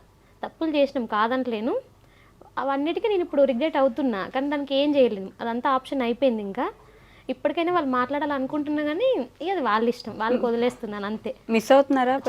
ఇంకా మిస్ అవ్వకుండా ఎట్లుంటే పేరెంట్స్ని 10 years నుంచి నా డెలివరీ అప్పుడైనా సరే, నా పిల్లలు చిన్నగా ఉన్నప్పుడైనా సరే, నాకు బాగాలేనప్పుడైనా సరే అవుతాను, ఇంక ఏడ్చుకుంటూ ఉంటాను అంతే. ఏం లేదు చేయాల్సిందని సైలెంట్గా ఉంటాను. నేను చేసిన తప్పుల వల్లనే కదా. నాకు కూడా వాళ్ళది కూడా బెస్టే అనిపిస్తుంది, వాళ్ళ డెసిషన్ కూడా. నేను తెలియక అన్నీ చేసిన, వాళ్ళు కూడా వాళ్ళ కోపం చూపిస్తున్నారు, చూద్దాం ఎన్ని రోజులు ఉంటారు అని. ఇంకా నేనే సైలెంట్గా ఉంటున్నా. బట్ మీ ఆయన బాగా చూసుకుంటున్నారు? ఆయన బాగానే చూసుకుంటాడు. ఆయన బాగా చూసుకోకపోతే 10 years నుంచి ఎవరు సపోర్ట్ లేకుండా నేను ఉండలేకపోదును. చాలా మంది లవ్ మ్యారేజ్ చేసుకొని కొట్టి తిట్టి ఇంటికా నుంచి తీసుకురాపో అట్లా చెప్పి ఇంకా చాలా చేసేవాళ్ళు ఉన్నారు. కాదు, నన్ను మా ఇంటికాడ మా అమ్మ వాళ్ళు ఎట్లా చూసుకున్నారో ఆయన అంతకన్నా బాగా చూసుకుంటున్నాడు ఇప్పుడు. ఓకే, నైస్, థ్యాంక్ యూ అండి. మీ ప్రజెన్స్ ఫస్ట్ నుంచి ఉంటే బాగుండేది, బట్ వచ్చి అలా ఏడ్చేసారు, మీరు ఏడిపించినట్టు అవుతుంది నాకు. బట్ ధైర్యంగా ఉండండి, బాగా జరుగుతుంది అంతా. ఆయన ఉన్నాడుగా, చూసుకుంటున్నారు, మీరు ఆయనకు తోడున్నారు, చాలు. ఇంకా పిల్లలు ఉన్నారు, ఇప్పుడు ఇద్దరు పిల్లలు ఉన్నారు, అదే అనుకుంటున్నాను. ఇంకా వాళ్ళు కలిస్తే కలిసారు, లేకపోతే లేదు. ఇంకా మన లైఫ్ మనం లీడ్ చేయాలి కదా అని అనుకుంటున్నాను. ఇప్పుడు మీద ఒక ఫ్యామిలీ అంతే. ఫీల్డ్ ఎలా ఉంటుంది ఒకటి, అండ్ మీ తోటి డ్రైవర్స్కి మీ అదే ఇప్పుడు సంఘం అంటారో అసోసియేషన్ అంటారో వాళ్ళందరికీ ఏం చెప్పాలనుకుంటున్నారు? మీ ఫీల్డ్లో ఎలా ఉంటుంది అసలు? ఫీల్డ్ ప్రజెంట్ మేడం, ఇంతకుముందు లారీ ఫీల్డ్ అంటే చాలా మంది సీనియర్ని అడిగితే ఒక వ్యసనం అంటారు. వ్యసనం అంటారు లారీ ఫీల్డ్. అది ప్యాకాట ఇది ఒకటే సేమ్ అని చెప్పేసి అంటారు. ఓకే, ఇంతకుముందు నిజమే అది అట్లే ఉండేది. దానికంటే ముందు ఒక 3 బళ్ళు మెయింటైన్ చేసే ఓనర్కి పర్వాలేదు. ఒక బండి మెయింటైన్ ముందు ఒక నేను డ్రైవర్గా చేసినప్పుడు రోజుల నుంచి చెప్పుకుంటూ వస్తాను. అప్పుడు ఒక బండి మెయింటైన్ చేయాలంటే కష్టంగా ఉండేది. డ్రైవర్ని పెట్టుకుని డ్రైవర్కి ఇవ్వాలి, ఓనర్ క్లీనర్కి ఇవ్వాలి. కరెక్ట్. ఒక 3 బళ్ళు మెయింటైన్ చేస్తే పర్లేదు, కొద్ది రొటేషన్ అవుతుంది. 3 డ్రైవర్లను పెట్టుకోవచ్చు, 3 క్లీనర్ని పెట్టుకోవచ్చు, రూపాయి కనబడుద్ది. అలా ఉండేది. దీని తర్వాత అసలు డ్రైవర్ని పెట్టుకొని మెయింటైన్ చేసే ఓనర్కి ఏం మిగలదు, అయిపోతాడు అనే పేరు వచ్చేసింది ఖర్చులను పట్టుకుని. దాని తర్వాత ఏదన్నా సొంతోడికే బెటర్. సొంతంగా లారీ అతనిదే, అతనే డ్రైవరు, అతలే క్లీనర్, లెఫ్ట్ సైడ్ ఎవరిని ఉంచుకోడు. లోకల్ ఆంధ్ర తెలంగాణ తిరిగే వాళ్ళు ఉన్నారు, ఇదైతే ఈయనకైతే ఆయనకు మిగులుతాయి అని చెప్పేసి అని అలా పేరు ఉండేది. కానీ ప్రజెంట్ అలాంటి వాళ్ళకి కూడా లేదు ఇప్పుడు. ఓకే అనే పేరు వచ్చేసింది. ఆ ఫీల్డ్ అంతగా కిందికి వెళ్ళిపోయింది మరి ఘోరంగా. అయ్యో, ఎందుకలా? డీజిల్ రేట్ పెరిగిపోవడం ఒకటి, ఈ ట్యాక్స్లు. ఇంతకుముందు రోడ్ ట్యాక్స్ అనేది ఒకటి ఉండేది మేడం, దాని తర్వాత గ్రీన్ ట్యాక్స్ అనేది ఒకటి ఉండేది. గ్రీన్ ట్యాక్స్ ఒక 200 రూపాయల స్లిప్ ఒకటి ఉండేది మేడం, 200 రూపాయలు. ఇప్పుడు దగ్గర లారీ ఓనర్లు 20,000 కడుతున్నారు. 20,000 మామూలుగా రోడ్ ట్యాక్స్ అంటే జీవితాంతం మీ బండి ఆ రోడ్ల మీద తిరగడానికి తీసుకునేది రోడ్ ట్యాక్స్. అవును, ట్యాక్స్ కట్టేది. ఇప్పుడు టన్నేజ్ పెంచిన దగ్గర నుంచి ఆ ట్యాక్స్ కూడా పెంచేశారు. ఓకే, అదొకటి. ఈ గ్రీన్ ట్యాక్స్ తో ఇబ్బంది పడుతుంటారు ఫీల్డ్ ఒకటి. యాక్సిడెంట్లు అవుతాయని కూడా ఏమైనా తగ్గిపోతున్నాయి అంటారా ఇట్లా లారీ డ్రైవర్లు పెరగడం? అట్లా అవుతున్నాయి. అది ఏంటంటే యాక్సిడెంట్ అవుతూనే ఉంటాయి మేడం. ఎందుకంటే చాలా చోట్ల హైవేలు లేవు. కొద్దిగా నేషనల్ హైవే ఉంటే లారీ డ్రైవర్లకు ఇబ్బంది ఏం లేదు మేడం. మా దారి మాది, వాళ్ళ దారి వాళ్ళది. ఈ యాక్సిడెంట్ అవ్వడానికి కారణం ఏంటంటే ఇంత ఫీల్డ్ బాగున్నా దీంట్లో శత్రువు మన ప్రాణం తీసేవాడు ఎవడు అని చెప్పేసి అంటే మన తోటి వర్కరే, మన తోటి డ్రైవరే, మన పక్కన ఉండేవాడే. రైట్. మన ప్రాణం తీసేది అంటే నా పక్కన ఉండేవాడు కాదు మేడం, నా ఎదురుగా లారీ చేసుకుని వచ్చేవాడు, అతనే మన ప్రాణం తీసేది. ఒక ఇంపాక్ట్ ఎట్లుంటుంది అంటే మేడం, రీసెంట్గా అవుటర్ రింగ్ మీద ఒక ఏది కానీ నేను బండి అమ్మిన తర్వాత ఖాళీ ఉంటాను, ఏదో ఒక బండికి డ్యూటీకి వెళ్తూనే ఉంటాను. నాకు నామూషన్ క్లీనర్ పని చేయడానికి కూడా నేను సిద్ధమే నాకు, ఎందుకంటే నేను అయినా చేసే వచ్చా. ఏ ఖాళీ ఉండ లోకల్ డ్రైవర్ పని కూడా చేస్తాను నేను. అలాంటి పనులు కూడా చేసి హైదరాబాద్కి ఒక డ్యూటీ వచ్చింది. హైదరాబాద్కి వెళ్తున్నా. అవుటర్ రింగ్ మీద ఒక పెద్ద ప్రమాదం. షార్ట్ వీడియో ఒకటి తీసుకున్నా. ఓకే. దాని వీడియో కూడా కొద్దిగా బ్యాడ్ కామెంట్స్ వచ్చినాయి, ఎందుకు వీడియో తీసినావు అని చెప్పేసి. ఎందుకంటే అక్కడ ఇంపాక్ట్ ఎట్లుంది మేడం, ఒక 2 బళ్ళు 14 డేలో 16 డేలో 2 బళ్ళు వెళ్తున్నాయి తెల్లవారుజామున 4:30 ప్రాంతంలో. ఈ మంచు చూసుకోకుండా వెనుకున్న బండి ముందున్న బండి గుద్దేశాడు. ఇట్లా స్టీరింగ్ అతుకుపోయింది, దగ్గర క్యాబిన్ అతుకుపోయింది. ఈ మధ్యలో ఒక 5 నిమిషాలు వెనక్కి వెళ్తే ఇక్కడ వీళ్ళిద్దరు జరిగింది ఎట్లుంటుంది తెలుసా మేడం, అవుటర్ రింగ్ హైవే 4:30 ప్రాంతం మొత్తం సైలెంట్, బిల్కుల్ జీరో, అసలు ఏం సౌండ్ లేకుండా బాగుంటుంది. ఈ ఒక ఇంపాక్ట్ అనేది ఎట్లుంటుంది అంటే, దగ్గర ఉంటే ఒక పెద్ద బాంబు వెళ్ళినంత శబ్దం, అద్దాల సౌండ్తో గులుపుకొని ఈ రేడియేటర్లో వచ్చిన ఆ వాటర్ అది ఒక రకమైన స్మెల్తో వచ్చేది. ఆ దాంతో గడుపుకొని ఒక పెద్ద ఇంపాక్ట్, పెద్ద బీభత్సమైన సౌండ్ వచ్చింది. చూస్తే 1 కిలోమీటర్ దాకా ఉంటుంది ఆ సౌండ్. 1 నిమిషం దాకా ఏం అర్థం కాదు. స్టీరింగ్ మీద ఎవరైతే కూర్చున్నారో ఆయనకి ఏం అర్థం కాదు. ఆ సౌండ్ కూడా ఆయనకు మూత ఏం అనిపించేది, చెవులు చిల్లు పడేలాగా అనిపించింది ఆయనకి. ఇంత సౌండ్ వచ్చింది ఏంది అని చెప్పేసి. యాక్సిడెంట్ అయిందా ఏంది అని అతనికి కూడా తెలియదు. ఒక 5 నిమిషాల తర్వాత చూసుకుంటే ఆ కాలు కట్ అయిపోవడం, అది కూడా మెలకుగా ఉంటే డ్రైవరు, ఆయనకు అప్పటికి అర్థం కాదు, ఈ కాలు కట్ అయిపోవడం, లేకపోతే ఈ స్టీరింగ్ ఈ పొట్టలో గుచ్చుకుపోవడం, ఏదో ఒకటి, లేకపోతే నోట్లోంచి రక్తం రావడం, ఏదో ఒకటి ఆయనకు అప్పుడు అర్థమైపోతూ ఉంటుంది. ఇట్లా ఉంటుంది ఒక ఇంపాక్ట్, మరీ ఘోరంగా బీభత్సంగా. ఆ రోజు నేను ఒక యాక్సిడెంట్ చూసిన అవుటర్ రింగ్ పైన డ్రైవర్ని, నా కాలు ఇరిగిపోయి ఉన్నది. అంటే ఇరిగిపోయి అంటే నాకు దెబ్బ తగిలి అప్పుడప్పుడే నేను ఫీల్డ్లోకి వస్తున్నా, చిన్న చిన్నగా ఎక్కడం దిగడం, లెఫ్ట్ సైడ్ క్లీనర్ పెట్టుకుని ఎక్కడం దిగడం చేస్తున్నా. ఆ స్టేజ్లో డ్యూటీకి వచ్చేసిన, పైగా పైకి ఎక్కలేను సరిగా, డ్రైవింగ్ వరకు చేయగలను. అలాంటి పొజిషన్లో వెళ్తుంటే ఆ యాక్సిడెంట్ కలరా చూసి ఆ డ్రైవర్ దగ్గరికి వెళ్ళిన, ప్రాణాలతోటే ఉన్నాడు, బాగానే ఉన్నాడు. వెళ్ళగానే మేడం నన్ను ఇట్లా పట్టుకున్నాడు వచ్చేసి, లోకల్ ఆయన అనుకుంటా, హైదరాబాద్ లాంగ్వేజ్ మాట్లాడుతున్నాడు, వస్తుండు పోతుండు వస్తుంది అని చెప్పేసి. ఎందుకంటే అక్కడిక్కడ తేడా చూస్తాం కదా మేడం. వస్తుంటే అన్న నన్ను బయటికి తీసుకొచ్చి బయటికి అని చెప్పేసి. అబ్బాయి ఏడుపు వచ్చింది మేడం ఆయన చూస్తే, బీభత్సంగా. ఎలా వచ్చేది, ఆయన ఇరుక్కుపోయి ఉన్నాడు, లోపల ఇరుక్కుపోయి ఉన్నాడు, ఎక్కడెక్కడ ఇరుక్కుపోయిందో కూడా కనబడతలేదు. క్యాబినెట్ దగ్గరకు వచ్చేసింది, రేడియేటర్లో వచ్చే స్మెల్ కంపు వాసన కొడుతుంది. ఆ రేడియేటర్లో వాటర్ అది అంతా మొత్తం పొగ, స్మోకు. చూస్తే ఇంజన్లోంచి వచ్చే పొగనా, లేకపోతే ఇదంతా ఇంజన్ మాడి హీట్ అయిపోయి ఉంటుంది కదా. ఈ వాటర్ దెబ్బ తగిలిన రేడియేటర్ వాటర్ ముందు ఇంజన్ మీదనే పడుతుంది, దానివల్ల ఫైర్ అయిపోయే అవకాశం కూడా ఉంటుంది. అదృష్టం బాగుంటే ఫైర్ అవ్వాల. చూస్తే ముందు బండి, ఆ డ్రైవర్ ముందుకు పెట్టిండు కొద్దిగా బండి, ఎవరు లేరు, చేసేవాళ్ళు ఎవరు లేరు. కార్లు వెళ్తున్నాయి పోతున్నాయి వస్తున్నాయి, ఒక్కడ ఆపట్ల. వెళ్ళి రోడ్డుకు అడ్డం కట్టి నిల్చున్నా, అన్న ఆపండి బండి అని చెప్పేసి. నాతోటి డ్రైవర్లే 4 ఆపిల్లు ఆపేసి వచ్చేసి ఆ బండిలోంచి తాడు తీసేసి ఈ బండికి కట్టేసి అప్పుడు బయటకు తీసినాం. జాగ్రత్తగా ఉండాలి, ఎంత జాగ్రత్తగా ఉన్నా అంతే మేడం, జరుగుతూ ఉంటాయి. ఓకే, చివరిగా డ్రైవర్స్కి ఏం చెప్పదలుచుకున్నారు మీరు? డ్రైవర్స్ నుంచి మీరు సమాజానికి ఇంకేం చెప్పదలుచుకున్నారు ఒక మాట? ఓకే మేడం, ప్రజెంట్ ఏంటంటే ఈ పర్సనల్ లోన్స్ ఏదైతే ఉన్నాయో వాటికి అవ్వద్దు. మెయిన్ ఏంటంటే మనం ఒక బండి మెయింటైన్ చేస్తున్నాం కదా, నేను ఒంటరిగా డ్రైవర్ల విషయం గురించి అయితే చెప్తున్నా. మనం ఏదో ఒక బండి ఎటో దిక్కు వస్తూ ఉంటాం. ఈ పర్సనల్ లోన్స్ బాగా ఇబ్బంది పెట్టడం కాదు, ఒక డ్రైవరు అప్పుల పాలవటం, కిందికి వెళ్ళిపోవడం. నేను ఓనర్గా డ్రైవర్ కూడా ఏం లేదు అని చెప్పేసి అంటున్నాను మేడం. ఒక డ్రైవర్ వెళ్ళొచ్చిన తర్వాత ఇన్సూరెన్స్ కట్టుకోవాలి. ఇప్పుడు వెళ్ళొచ్చిన తర్వాత ఈ ట్రిప్ టైర్లు వేసుకోవాలి. మనకు ట్రిప్ డబ్బులు ఏం సరిపో, అవి మీకు కూడా తెలుసు, నాకు తెలుసు. ట్రిప్ డబ్బులు దీనికన్నా ఉంటుంది, దానికన్నా ఉంటుంది. కానీ ఆ వచ్చిన డబ్బులు అప్పుడు మనకు ఆలోచన పడుతుంది. పర్సనల్ లోన్ వాడే 1 లక్ష ఇస్తాడు, 2 లక్షలు ఇస్తాను అని చెప్పేసి ఫోన్లోకి ఇట్లా 2 నిమిషాలు ఇలా నొక్కితే 2 లక్షలు అకౌంట్లో పడుతున్నాయి. అది తీసుకుంటే బాగుంటుంది, కానీ కట్టేటప్పుడు మాత్రం బీభత్సంగా ఇబ్బంది అయిపోతుంది. ఇవాళ 1 అయిపోతుంది, రేపు 2 అయిపోతుంది, రేపు 3 ఈఎంఐలు అయిపోతాయి. నెలకు 3 ట్రిప్పులు, 3 వేసుకుంటాం, 3,50,000 1,50,000 అని చెప్పి మనం ఎస్టిమేషన్ వేసుకుంటాం. ఈ 3 ఈఎంఐలు 3 12 అయి ఉంటాయి, లేకపోతే 3 15 అయి ఉంటాయి. 3 15 అంటే ఇవే దగ్గర 45,000 ప్లస్ మన బండి ఫైనాన్స్ ఒక 50,000, 95,000 ఎలా తీసుకుంటాం. సీజన్ గట్టిగా సంవత్సరం ఇవాళ 3 నెలలు మాత్రమే. ఈ 3 నెలలు వెళ్ళిపోద్ది, దాని తర్వాత 9 నెలలు చుక్కలు కనబడుతాయి. ఒక ఓనర్ డ్రైవర్ కిందికి వెళ్ళిపోవడానికి కారణం మెయిన్ ఇదే. జీవితంలో లారీ కొనలేడుగా, అసలు ఆ ఫీల్డ్కే ముట్టుకోలేడు ప్రజెంట్ ఫీల్డ్ సిచ్యువేషన్. దీని తర్వాత ఖర్చులు, ఆర్టీఓ ఖర్చులు మరీ ఘోరంగా ఉన్నాయి, రోడ్ల మీద పోలీస్ బీసులు మరీ ఘోరంగా ఉన్నాయి. ఈ చదువుకొని ఉద్యోగంలోకి వచ్చి ప్రత్యేకంగా లారీ వాళ్ళని పట్టుకొని లారీ మీదనే బతుకుదామని కొందరు ఉన్నారు, వీళ్ళే అలాంటి వాళ్ళే ఉన్నారు. వాళ్ళ మేము మొత్తం దోచుకోవడమే.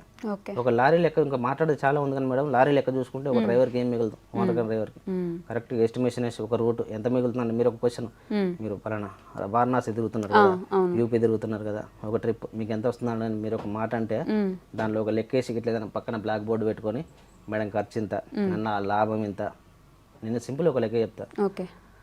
కొబ్బరికాయ వేసుకెళ్తా, ఒక 1,20,000 కిరాయి షాపులో వేసుకెళ్తారు 1,60,000 కిరాయి మేడం. ఓకే. అటు నుంచి 1,00,000 ఎంత అవుతుంది మేడం? 260. ఒకట వంటగంట డ్రైవర్కి 260 మిగులుతున్నాయి. ఈ లెక్కలో వస్తాయి కానీ కరెక్ట్గా లెక్క అయితే 40 రూపాయలు మిగులుదు. అలా ఉంటాయి.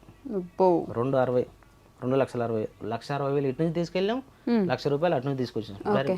260 కానీ ఏం మిగలదు. ఏం మిగలదు. ఎందుకని? ఖర్చులు అలా ఉన్నాయి మేడం.